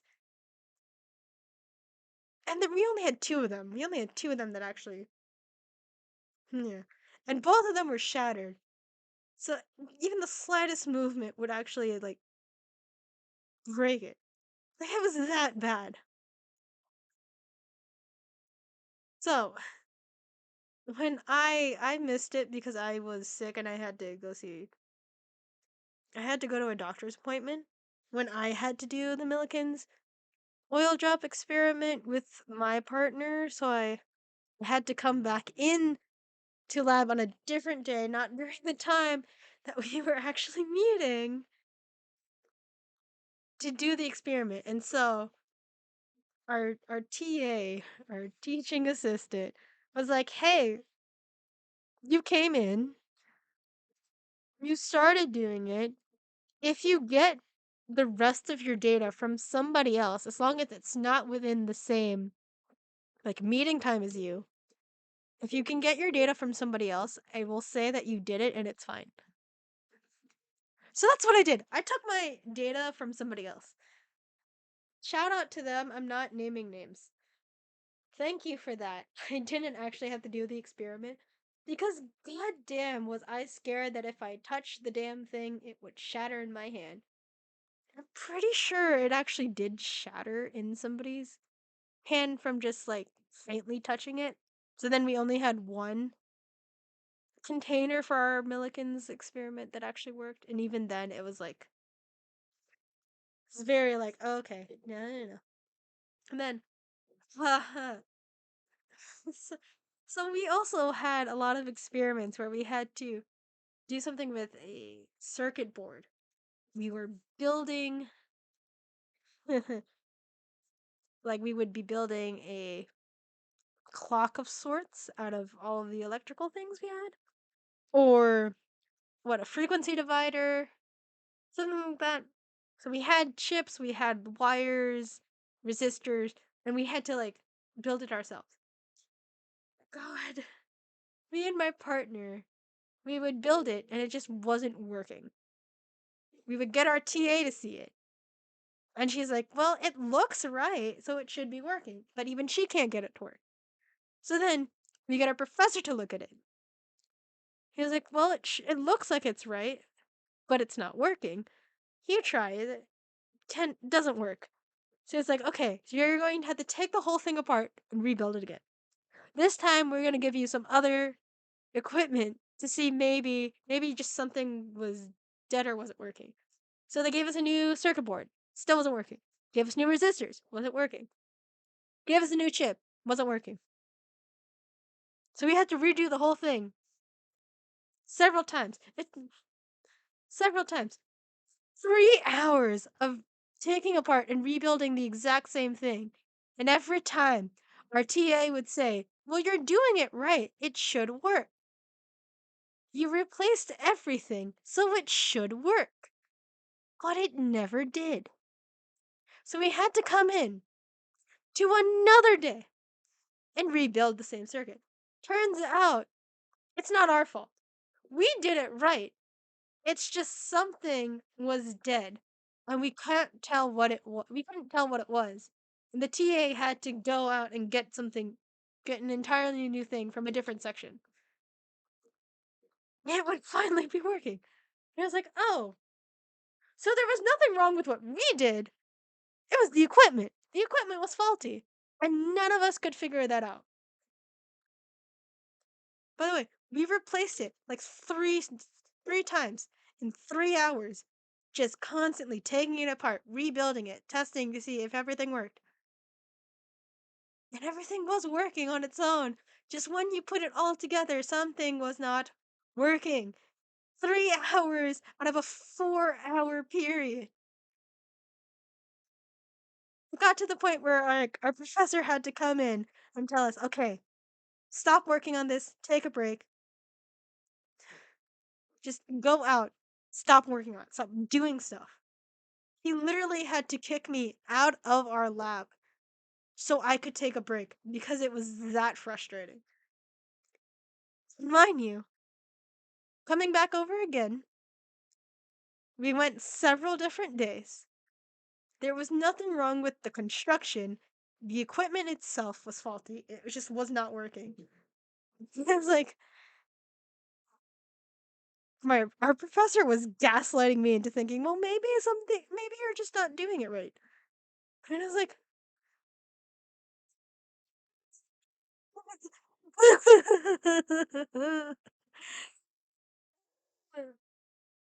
okay, I guess I'll rebuild it. I'll relook at the damn diagram and see, okay, I'm probably doing something wrong. No, no, no. No, no, no. Turns out, Professor used our equipment, figured out what wasn't working, along with our TA. They figured out, oh, there was nothing wrong with what we were doing. It's just the equipment. And that happened so many freaking times. It got to the point where another one of our classmates actually had to bring in his own circuit board and wires and resistors. He had to bring in his own stuff just to make sure that he could actually finish the circuit labs during the time that we would be meeting and actually make sure it would work the first time you did it. Like, it was that bad. But mind you, almost every other email we were getting from our university was like, oh, this person donated $100,000. Oh, this person donated what, like $10,000? And I was like, okay, fine. We see that all, our alumni are donating so much money. Where's the money going to? 'Cause it's clearly not going towards the STEM labs. No, I remember freshman year, right? Freshman year. When they put me in chemistry instead of physics my freshman year. Cause yeah, they done fucked up my schedule, so I had to do chemistry first, and then I did physics, even though it was supposed to just be a physics major. It's weird. It's a weird time. No, so chemistry labs I did in person. A lot of the times, we didn't actually have enough like pipettes or enough beakers or like just enough equipment to actually use for everybody. So we had to like pair up and share. I remember one time there was three of us working on a chemistry lab because there was just not enough stuff for all of us. So three of us were paired together. One of them accidentally spilled, I don't know what chemical it was, but somebody accidentally spilled a chemical and it landed on my pants. It landed on me. Thank God I was wearing layers because there was two TAs watching us, freaked out the moment they saw there was like even a slight spill of those chemicals and it landed on someone. They're like, okay, go to the bathroom immediately, wash that area, really just disinfect it as much as we can. We can't do anything else. And I was like, oh, what's gonna happen to me if I don't do that? They're like, oh, your skin will get really irritated, really red, really itchy. Like it was not supposed to be in contact with human skin whatsoever. So thank God I was wearing pants. I was wearing another layer because it was during this winter months. But it's like, oh, mind you, we didn't actually have that chemical, like huge amounts of that chemical. Obviously, we can't do it if we can't really be in contact with people. But it's like, it's three of us trying to crowd around this one beaker with dangerous chemicals and just so happened to drop some on me. So there, yeah, we freaked out. That was an interesting time. God, that was 4 years ago. Oh, I feel old. Oh God, that was 4 years ago. But man, yeah, no, STEM department just not getting enough money from a university for the amount of students we had. I think what they said that our class had the largest amount of STEM students. I was like, oh, that's cool. Obviously, STEM is gonna grow so much. Half because like it's a really profitable thing, but also just like we need more STEM people to keep advancing technology and whatnot. But it's not helpful if every single piece of equipment in your lab is on the verge of breaking or it's already dead and you can't tell. Like, it's insane to think about. Those ad lab, chem lab was very interesting considering the fact that we like had so many people like pair up because we just didn't have enough stuff. Mind you, I never actually. Here's an interesting thing about chem lab. Like they gave us our own like lab coats and we had our own goggles. I could never like there was never the right size of lab coat for me. 'Cause I'm a tiny human being, right? I'm a baby. No, I'm 4'11". I'm very small. I would do a height check, but that requires me to actually stand, and that's a lot of work. I'm not doing that for you. Not this time. I'm a lazy human being. We're not doing that. No, I'm 4'11". The smallest that lab coats went were like 5 feet for people who are 5 feet to like 5'5". I'm over here, my 4'11" height, and yet somehow I never actually got the smalls. I always got the medium-sized ones.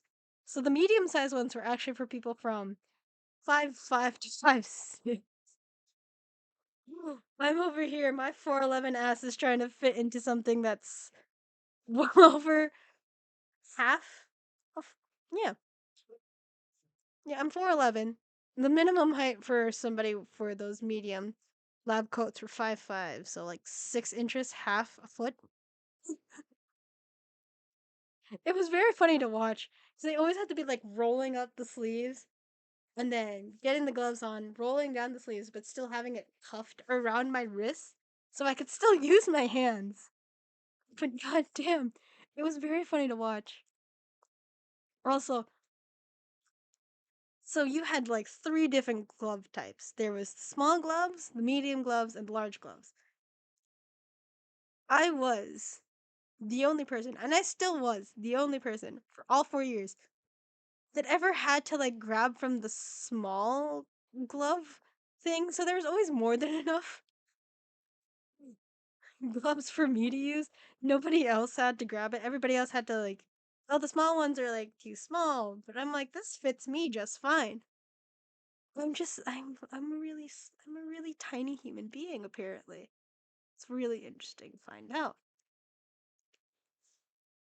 I honestly thought I'd spend more of the stream crying. I think I'm just realizing like my life is weird. I remember, I don't know if this is like a fun story, but it's a fond memory I have. But like, I wish I could do it again. You know, I was in third grade. I was in Hope class, which is like the advanced class, so it's the smart kids class. And oh, I loved my third grade teacher. She was great. I hope wherever she is right now, I hope that she's happy and loving life. She deserves it. But what I remember about third grade,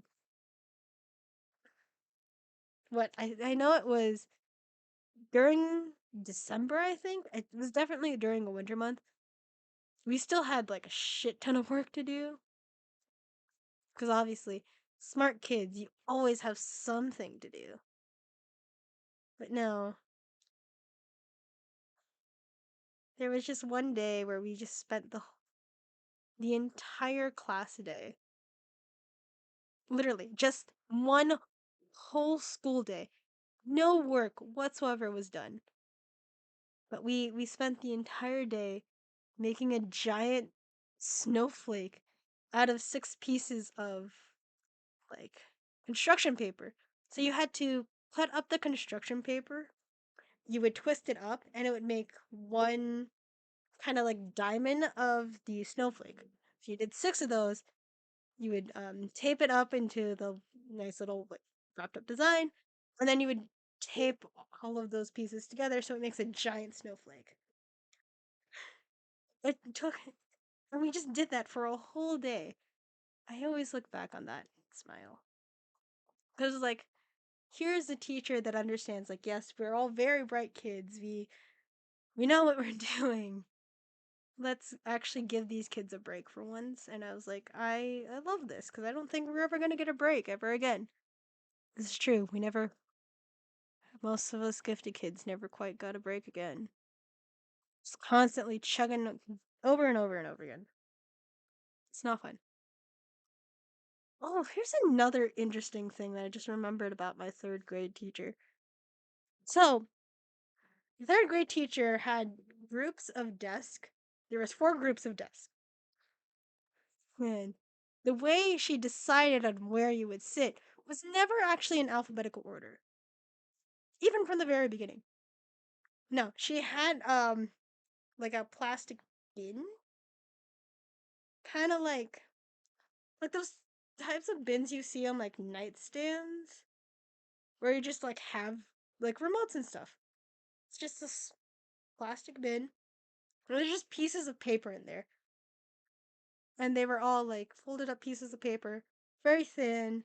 There's just a bunch of them in there, and there's just enough for everybody in the class. So the way it would happen, she'd call your name. You'd go alphabetical order. So obviously, my last name is starts with an A. So I'm first in the alphabet. I go up first, reach my hand in the bin, shuffle it around, pick out a piece of paper. Okay.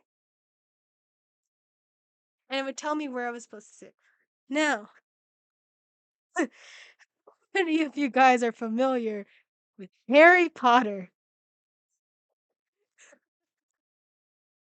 right? The piece of bin was supposed to be the sorting hat.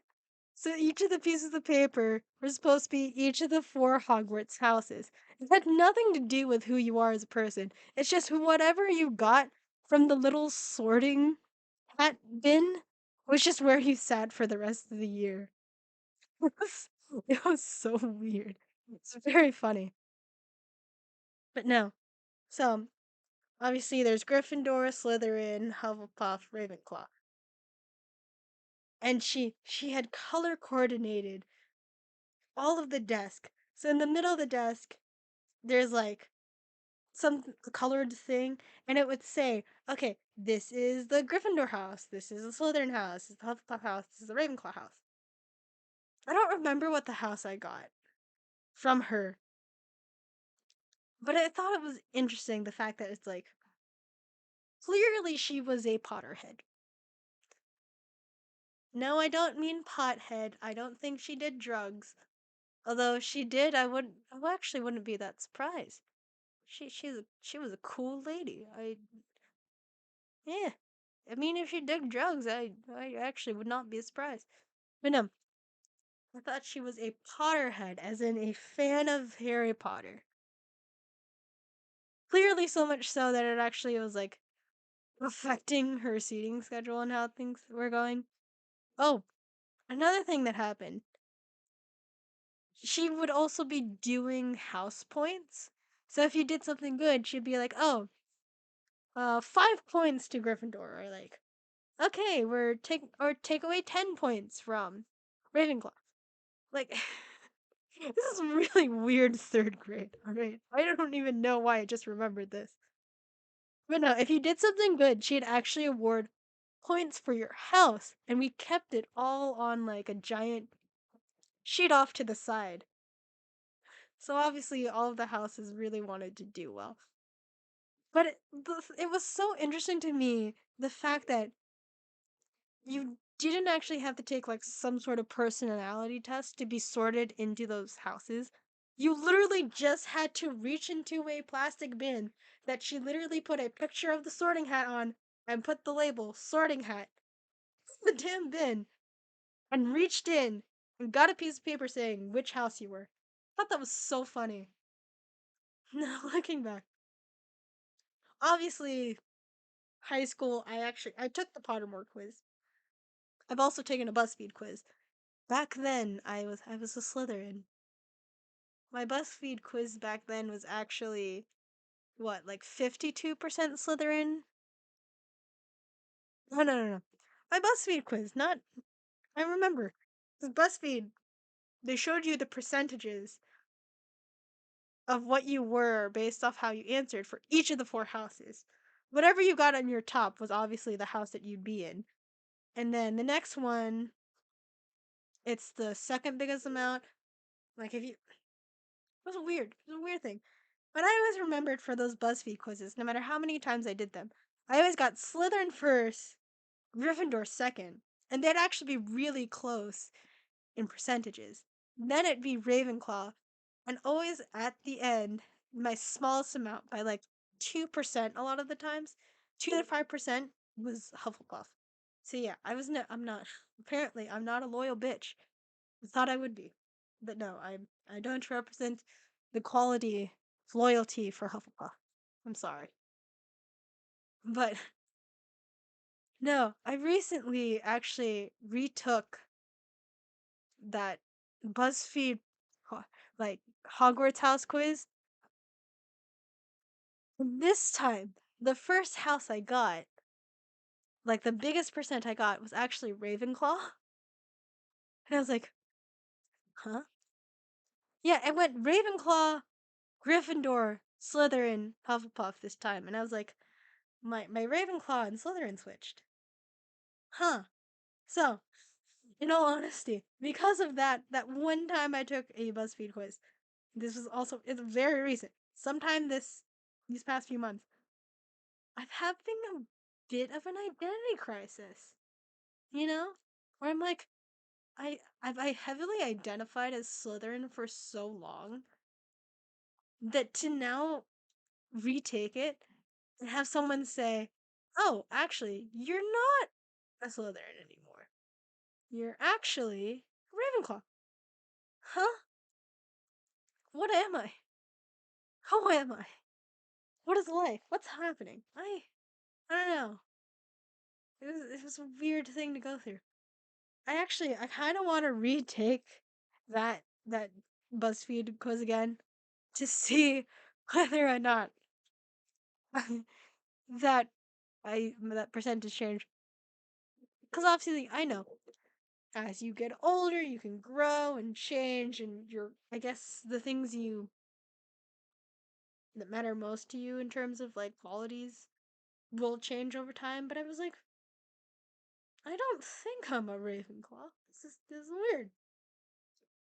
You know? It's just it's a weird thing. I was like, I should not be having an identity crisis over what Hogwarts house am I, but I kind of am. So I'm like, huh, I don't know. It's a weird thing. Mm, You know, doing a lot of thinking lately. In all honesty, I know I've been a bit delusional. Because to be honest, for the longest time, aka since I've, not even since I graduated, but I was like, my last semester of college, I was taking quantum mechanics. Now, mind you, the professor is nice. He's funny. Um, he understood. I would always be taking quantum mechanics class. Online. I was refusing to show up in person because it was just, eh, I don't want to have to like stay. Like that class was like really late in the afternoon. I literally I was like, I'm not gonna like waste time waiting around for 4 hours, go to that class for an hour and 15 minutes, and then go home. I live far enough. Or like if I only had that class, only that afternoon quantum mechanics class in the afternoon. If I only had that class that day, there's no way I'm showing up for an afternoon class, a late afternoon class. There's no way I'm showing up in person. That's fucking insane. So I always did that class online. Granted, I never paid attention. Because it doesn't matter how cool the professor is, I don't think he was meant to teach. There you will find a lot of professors like that in college. Where it's like, as a person, you just seem so cool. But as a professor, you kind of suck. Like you clearly are not meant to be teaching. Like, if I ask you a question, you're not gonna give me the answer. Or you'll be like, oh, it's there explained in the PowerPoint. Like, no, it's not explained at all. That's why I asked you the question in the first place. You're not actually explaining it to me. You're just telling me this is what it is. This is the steps. You're not explaining to me why I should care about this. You're not explaining to me, you know, how this is meant to be done. Like, great person, terrible professor. Should never have taught in the first place. But I remember being in like just a class session and I was just like, I hate this so much. I dread having to be in this class. I dread thinking about the homework I have to do because this homework, yes, I can find the answers easily online, but it'll take me like 10 hours at minimum just to finish the work. I'm like busting my back, literally breaking my own brain just to finish the homework that I cannot enjoy my own weekend because it'll take me forever to do this work. And then also, I don't understand it. I don't understand any of it. Like, I don't care. And the passion I ever had for anything is just gone. I just felt so drained being in that class that I was like, I don't want this to be my career anymore. Yes, I think this subject is fascinating. I'm quite happy with what I majored in, and I'm okay with this being my only degree. Only getting the degree in physics. I'm fine with that. But I was just sitting in quantum mechanics. I was just like, I don't want this as a career anymore. I was like, yeah, at 17, 18, I thought that this is what I wanted to do. I thought I wanted to go into physics. I thought I wanted to be an engineer. Now, here, 22, 23, I don't want this. And I was like, now, figuring that out, 4 years, I am going to graduate soon. This was earlier this year. I was like, I was gonna graduate. And just remember seeing, like, sitting there and just being like, I feel like I've wasted not only my professor's time, I feel like I wasted my time, my effort. I definitely wasted my money. But to go through 4 years of college and realize, oh, what I majored in, I really like, but I don't want this. It was a weird thing, and then honestly, ever since that realization of like I don't really want this as a career anymore. I've just slowly been trying to figure out what it is I want. And in that time, I just realized I've never known what I've wanted in terms of a career.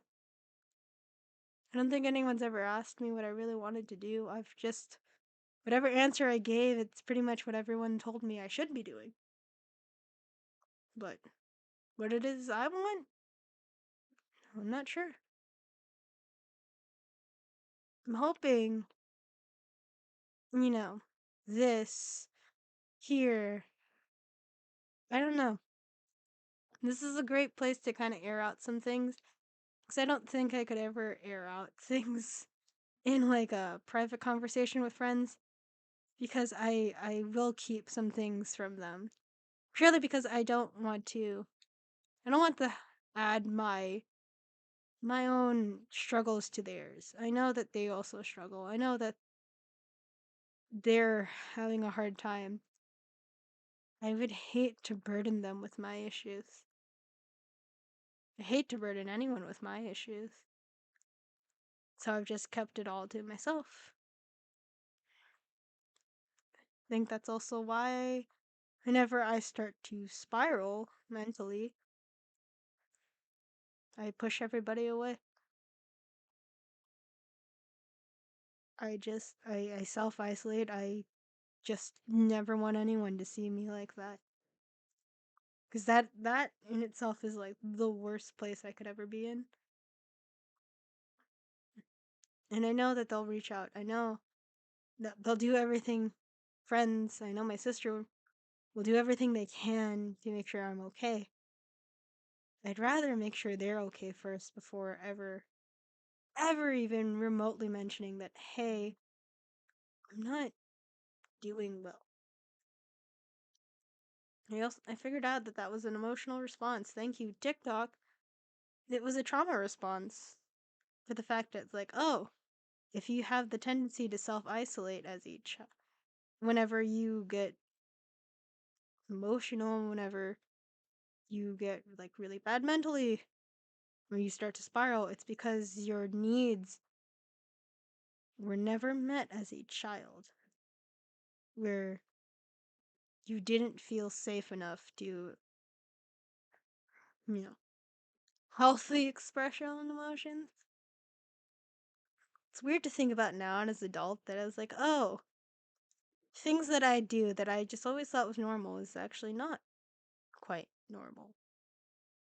That I know a lot of people say, hey, it's okay to not be okay, but to get to the place where it's like, I don't want to be here anymore. And sure, I won't actively do anything about it, but I'll think about it. Hell, I'll fantasize about it. I'll have dreams about it. I'll be so disappointed when I wake up and I'm okay in the morning that it takes me literally forever just to get up out of bed and just be like, God, it's another fucking day where I have to exist.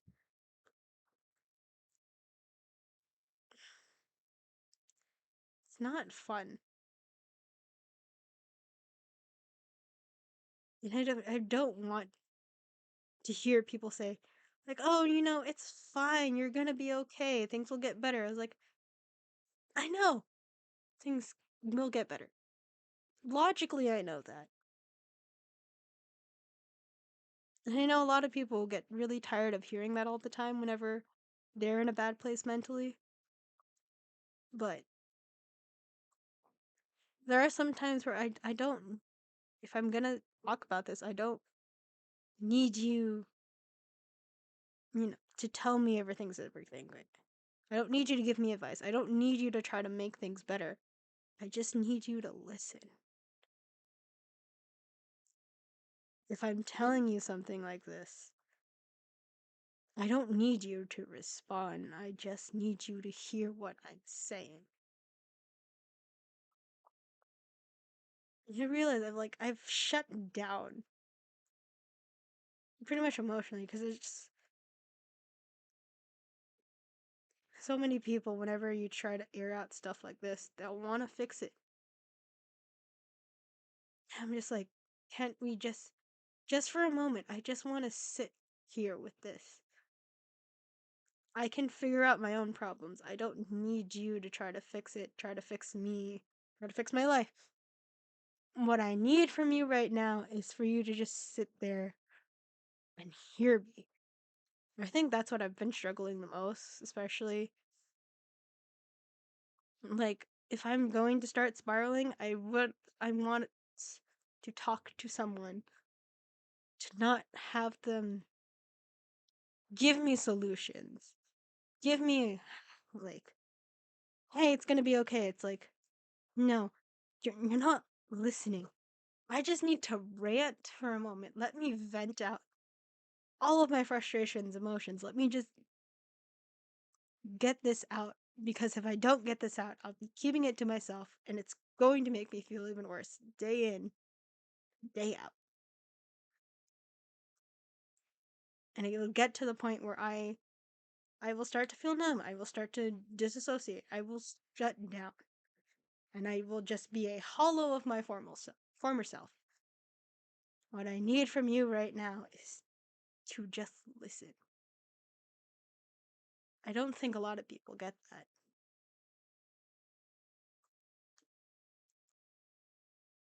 Just, I don't know. Sorry to get to a really emotional place again, but it's like, when you think about it, like, I haven't been doing okay. I'm stressed out about the future because I need to find a job so I can make money, so I can pay off my loans, so I can start trying to take care of myself and all the things I need to do as an adult to take care of myself requires money.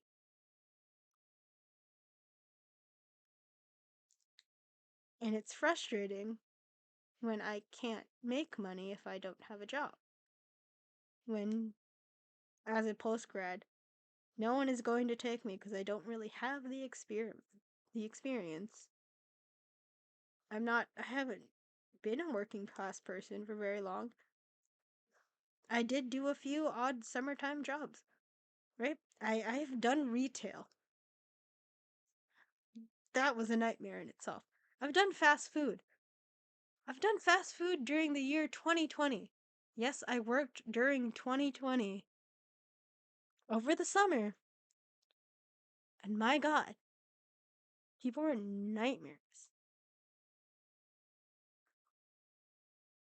Just remember, I don't want to go back to retail or fast food because I know I'm gonna feel numb. I'm gonna pretty much have any sort of passion or joy I had in life. It's gonna be completely gone when I go back to that, if I'm forced back into that. But desperate times call for desperate measures. I don't know.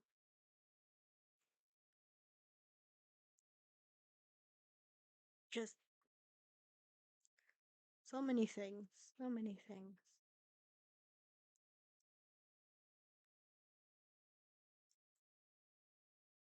I wish I could talk about this with my own family, but I don't think they'll actually listen. They'll just think I'm complaining.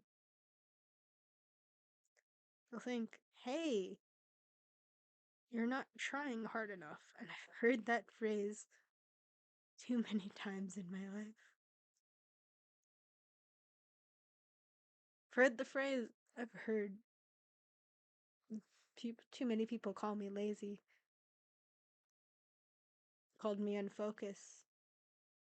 That my brain is hopping all over the place with no rhyme or reason, too scatterbrained to really do anything right.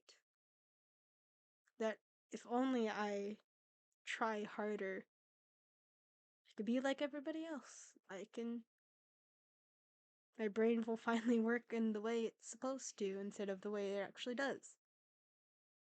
But as of right now, I don't have a lot of opportunities to really get to do that.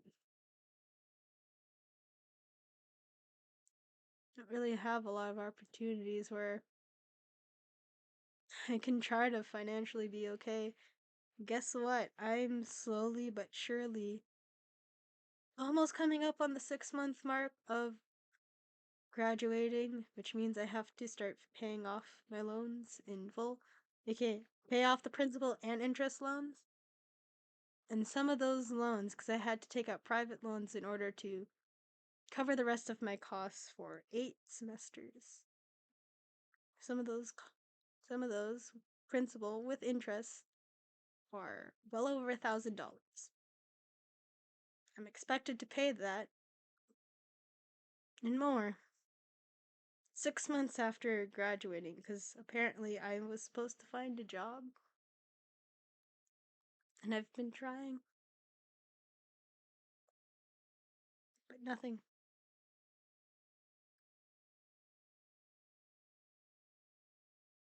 It sucks as those companies haven't realized that, like, it's been so much harder to find a job that, of course, I'm going to struggle paying those payments. I know it's not only going to be me who struggles, I know it's going to be so many people who are going to struggle so hard.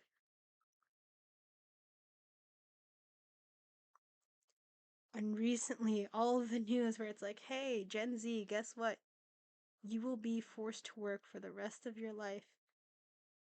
You will never actually get the chance to retire because everything is getting too expensive here in America. Not only that, there's going to be more and more laws, more and more bills passed that is going to make things so much more difficult for LGBTQ plus people.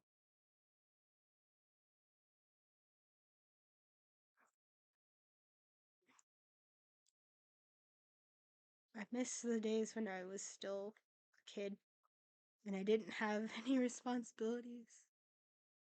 I didn't have to worry about anything. I think those days were the only days where I was semi happy. I don't know if I was a functional human being, but during those days, I don't know how much. I didn't have anything to regret. All I had to do was just exist, and that was enough. Now, what, 22, 23?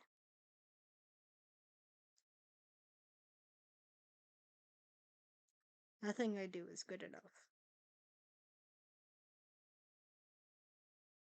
Nothing, nothing is working out, and I can't complain about it because guess what? It's not my fault that things aren't working out. It's just the fact that all the older generations screwed us over so much that we have to start fixing their mistakes, and it gets to the point where we can't even take care of ourselves. I worry about the next generation. I worry that in the process of us trying to fix things, we might make things a little worse for them.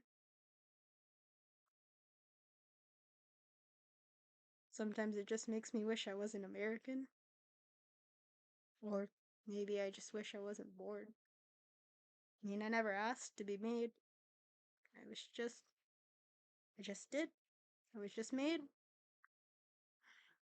And now I have to deal with all of the issues, all of those consequences, and just all the responsibilities, and just be like, yeah, that's. It's not fun to be an adult. I don't care what anyone else says. I mean, you see all those adults online. They're out there living their lives, having fun, getting to do the things they want, and then when it gets to your own life, you wonder, why can't I do the same thing?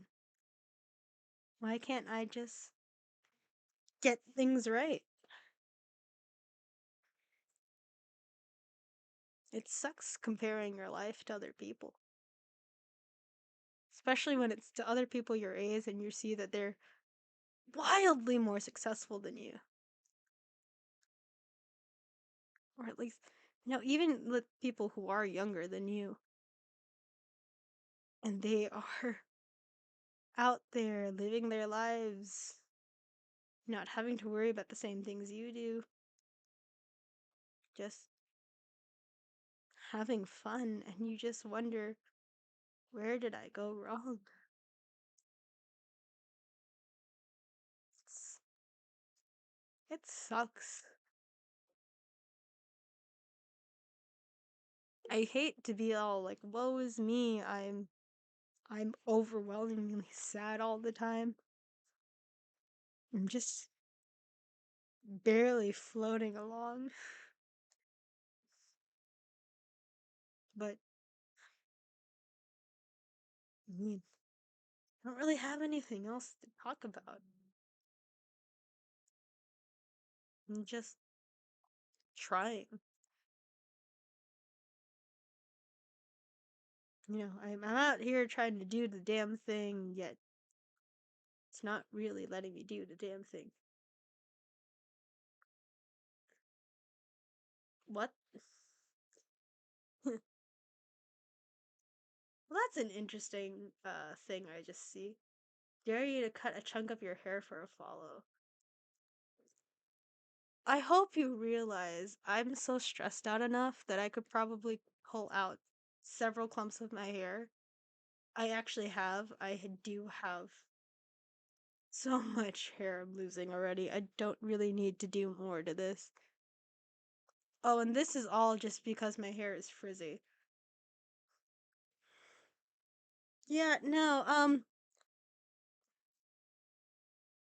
I this is an interesting thing I just see. Like, dare you to cut a chunk of your hair. I'm not gonna do that. If you wanna follow, thanks, but like that's quite extreme. I mean, if you're willing to pay for my hair to grow back, then we can talk about this later. I don't know. Are you guys doing okay out there? I know this isn't fun. I know that this is quite a serious thing to talk about, but like, mm, really just need to get everything out of my head for a moment. Just finally just letting it out there into the universe so I don't have to keep myself up at night for this. Yeah. You wanna know something? I rediscovered, not really rediscovered, year 2020. Yeah. Yeah, 2020 when we were all in quarantine. The reason I got into like Five Nights at Freddy's and like horror in general is because there was nothing that people could create that was scarier than what was going on outside with COVID. That's why I love horror as much as I do. Because nothing on earth could ever be created by people that was scarier than what was actually happening. Was scarier than the way my mind was kind of getting to. That I was slowly but surely becoming more and more of a danger for myself.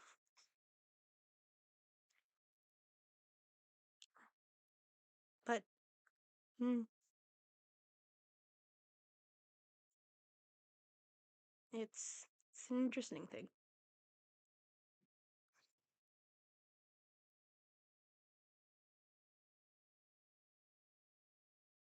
Yeah, things are just going. And like hmm. I think I wish things were going well. Yesterday was 10/10, October 10th. Apparently like that that whole manifesting thing where it's like I want things to go well. I want to be able to financially take care of myself and my family. Just the 10/10 was supposed to be like this magical thing of manifesting. God knows I've put so much heart and soul into those manifestations where I'm just like, please, I just need things to go my way. I just need for the people I love to be okay. Need this. But it was also interesting that 10/10 also just happened to be a like, happy mental health day. I hope you're all doing well. Where it's like, of course we all want to be doing well, but we all suffer. I don't really mean to be all that depressing. I just, I hope that this place right now, right here, us right now here, I really hope that you understand it's okay to have a bad day. It's okay to like struggle mentally. I hope you have like people to talk to whenever it gets like that. If you don't, I mean, I'd hate for you to try to air things out here because I don't know if this is a safe place. I would like for this to be a safe place for people to air out their stuff, but also I don't want things to get too personal. That it's like, oh, this might not be safe for you to share something so personal because, internet stuff. I just hope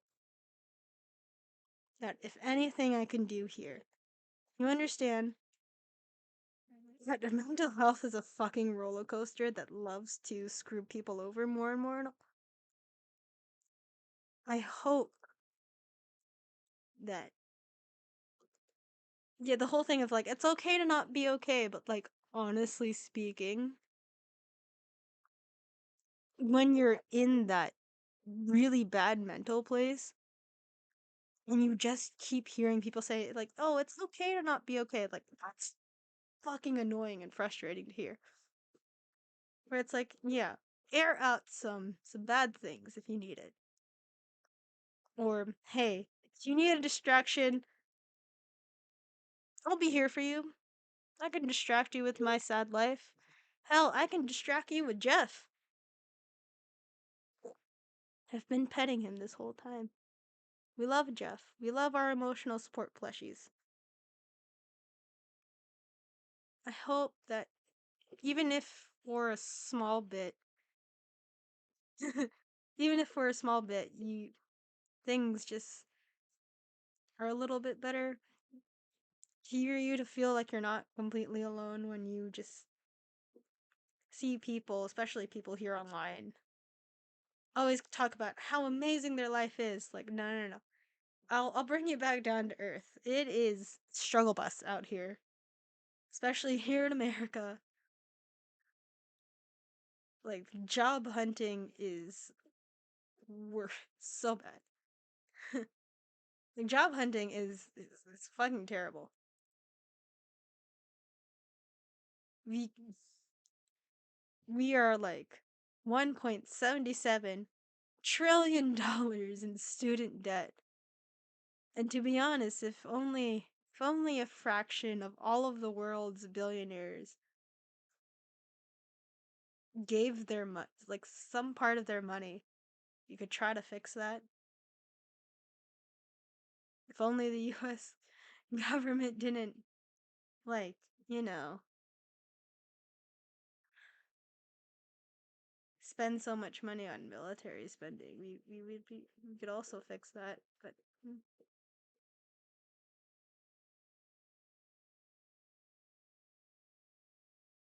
I don't know. On this note, I will say thank you for everyone that has stayed the whole time. Even thank you for anyone that did come in, even if it was briefly. Thank you. Honestly speaking, just thank you.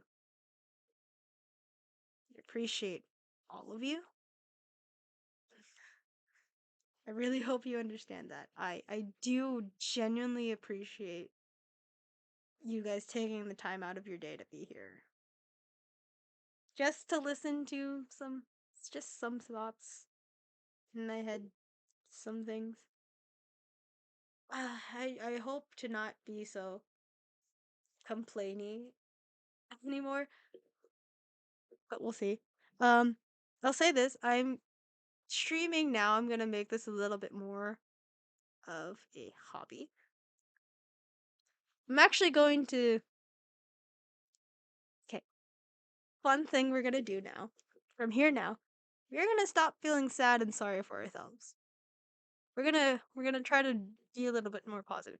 Today was just some weird, like, let's just air out some things I had because I really really needed to get this out one way or another.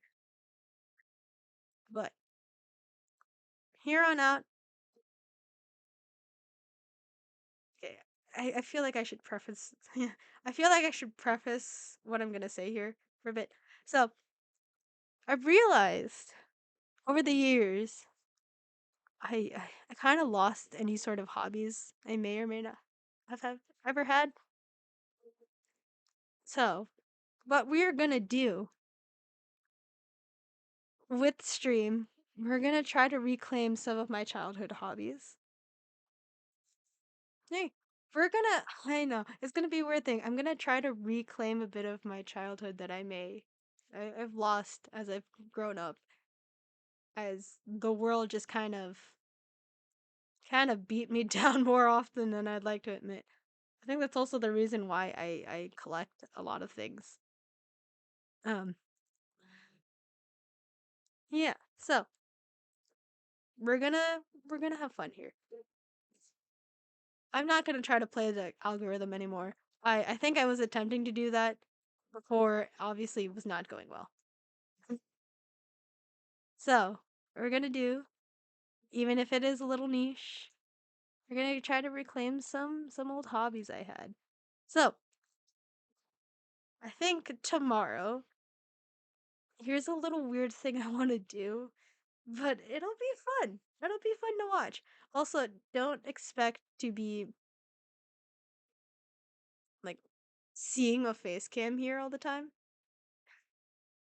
Half Honestly, it's mostly because I feel very very uncomfortable showing my face on camera. That's yeah, that's it.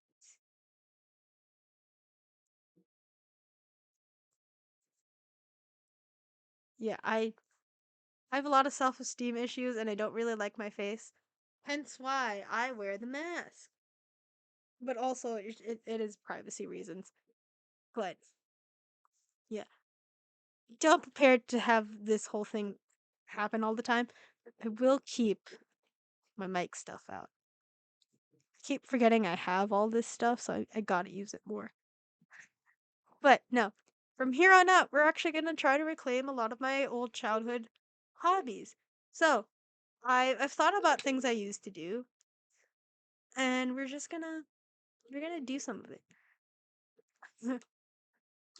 From here on out, I'm gonna say streaming is a hobby.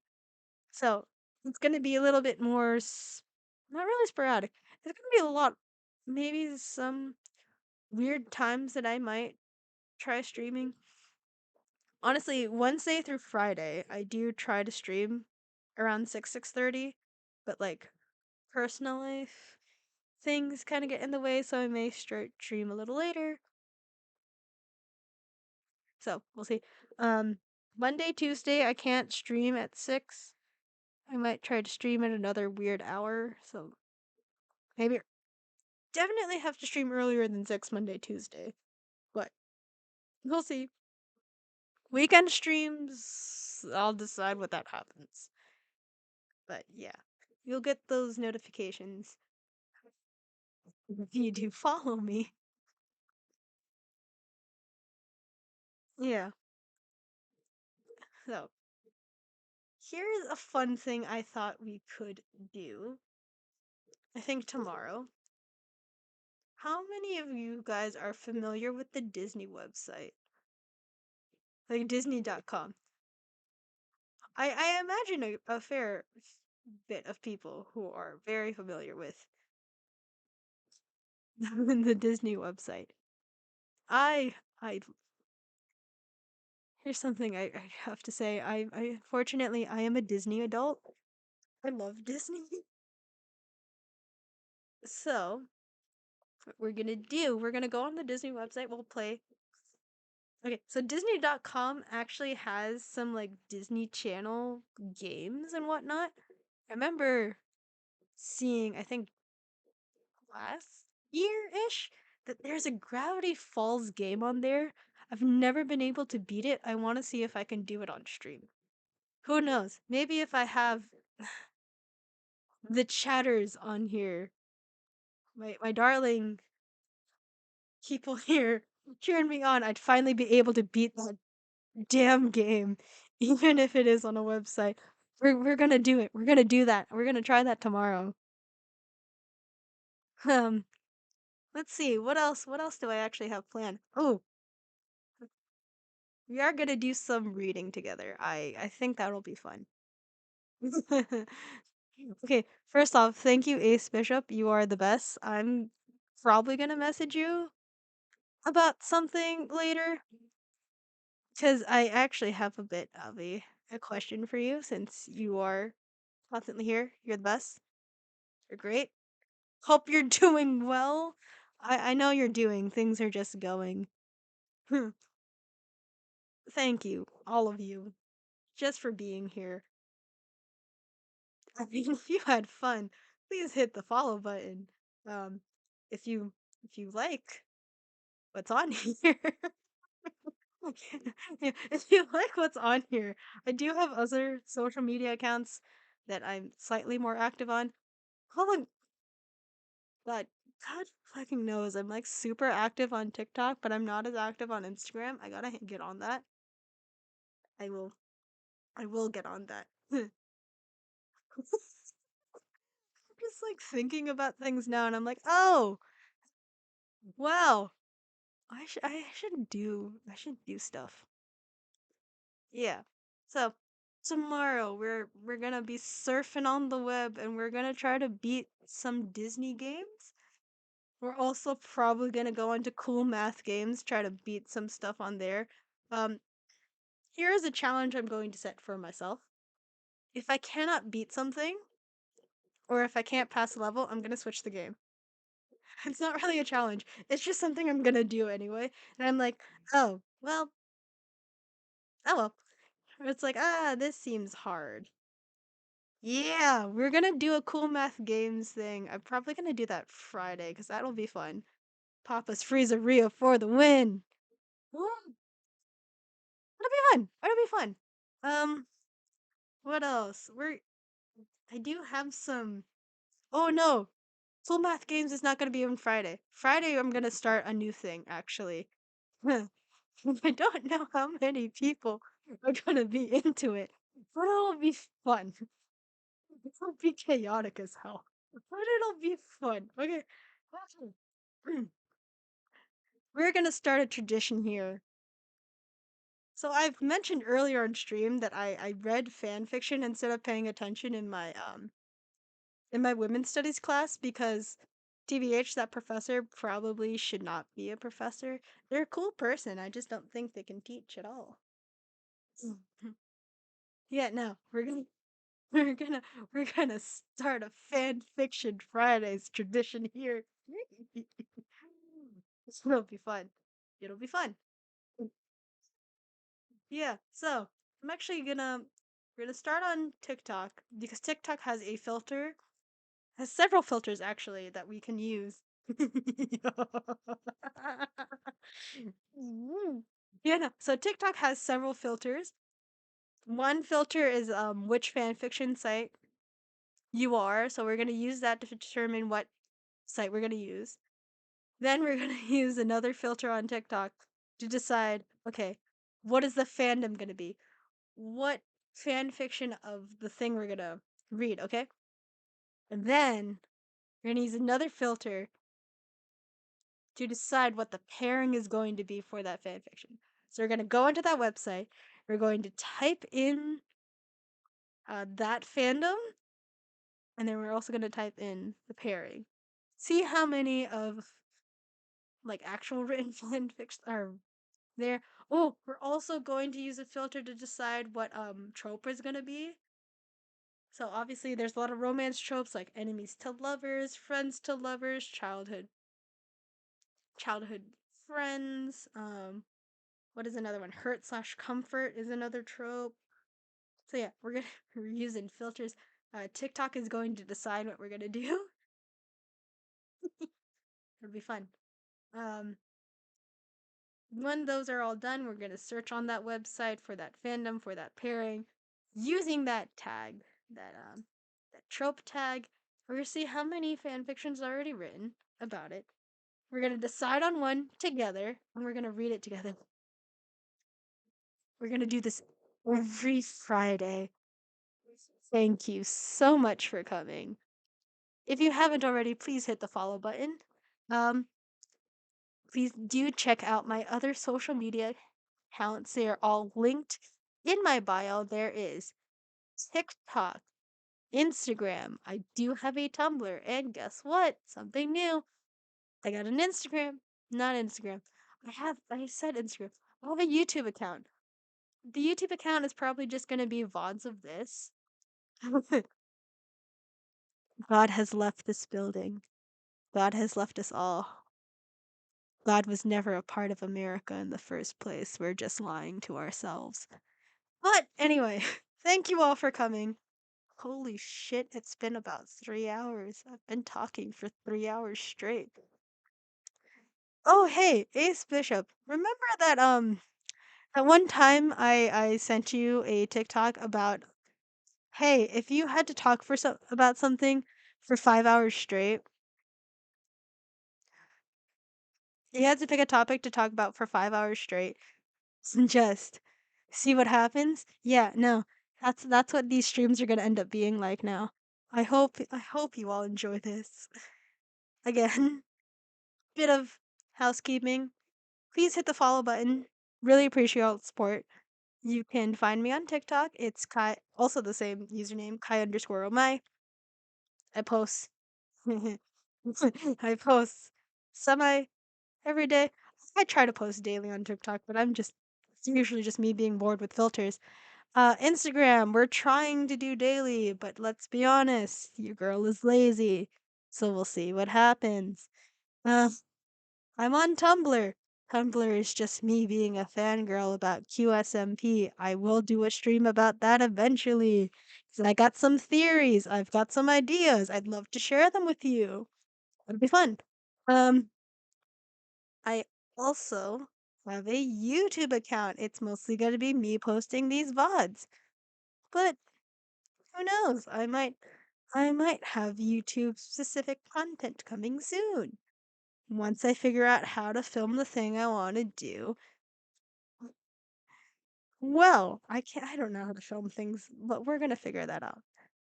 Anyway, thank you all for coming. I'm gonna see who's online right now. Oh, oh. Okay. So I follow some people on QSMP right now. I follow Bad Boy Halo, and I follow Slimesicle. Yes, Charlie Slimesicle. He's actually on QSMP right now. It looks like the name of his stream is actually in binary. Ooh, ooh, I have some theories about some binary stuff happening on QSMP. We are gonna do that. That's actually what some of my TikToks are. It's just me talking about what's happening on QSMP. But we're gonna do some live theory crafting about that because god damn it, Matt Pat, you are failing me. I don't know. I've not seen any theories about QSMP, and you already missed theories about Dream SMP that I'm a little disappointed that you're not getting on the lore stuff for QSMP. It's quite good lore, especially all the lore that's happening right now. Quite insane. So, where would you guys like to go? Would you like to go see Bad Boy Halo, or would you like to go see Sickle? Please tell me. Who should I raid? Who should I raid right now? Should I raid Ooh, Bad Boy Halo is using a VTuber today. Oh, it's so cute. Oh. Oh, it looks like they're also hanging out with Hole. I think Hole is Spanish. I think he's one of the Spanish speakers. And yeah, no, Slime Skull and Bad Boy Halo are both American, so they both speak English. Um, Ace, I think you're the only one here right now. Please decide your fate. Oh, you want to do bad? Okay. Good luck. I actually don't know what's happening with this lore as of recently because I haven't been watching a bit. But should be fun. I think they're also with Royer. Here's a fun thing. Um, Royer, as of right now, he is temporary first lady. Okay. Never mind. I can't raid you, or can I? I'm gonna try it again. Never mind. Um, I'm just gonna like I'm just gonna like so I can't raid because apparently I don't have the right things to raid. Yeah, the target channel's raid settings do not allow you to raid right now, which is kind of sad, but I'm gonna let you guys go. Thank you all for coming. Again, please press the follow button if you haven't already. Appreciate the support. If you like what's here, have other have other so okay. Bye, you guys. Bye. We're gonna have fun now. Okay. Okay. How do I stop streaming again? How do I do this? Yeah.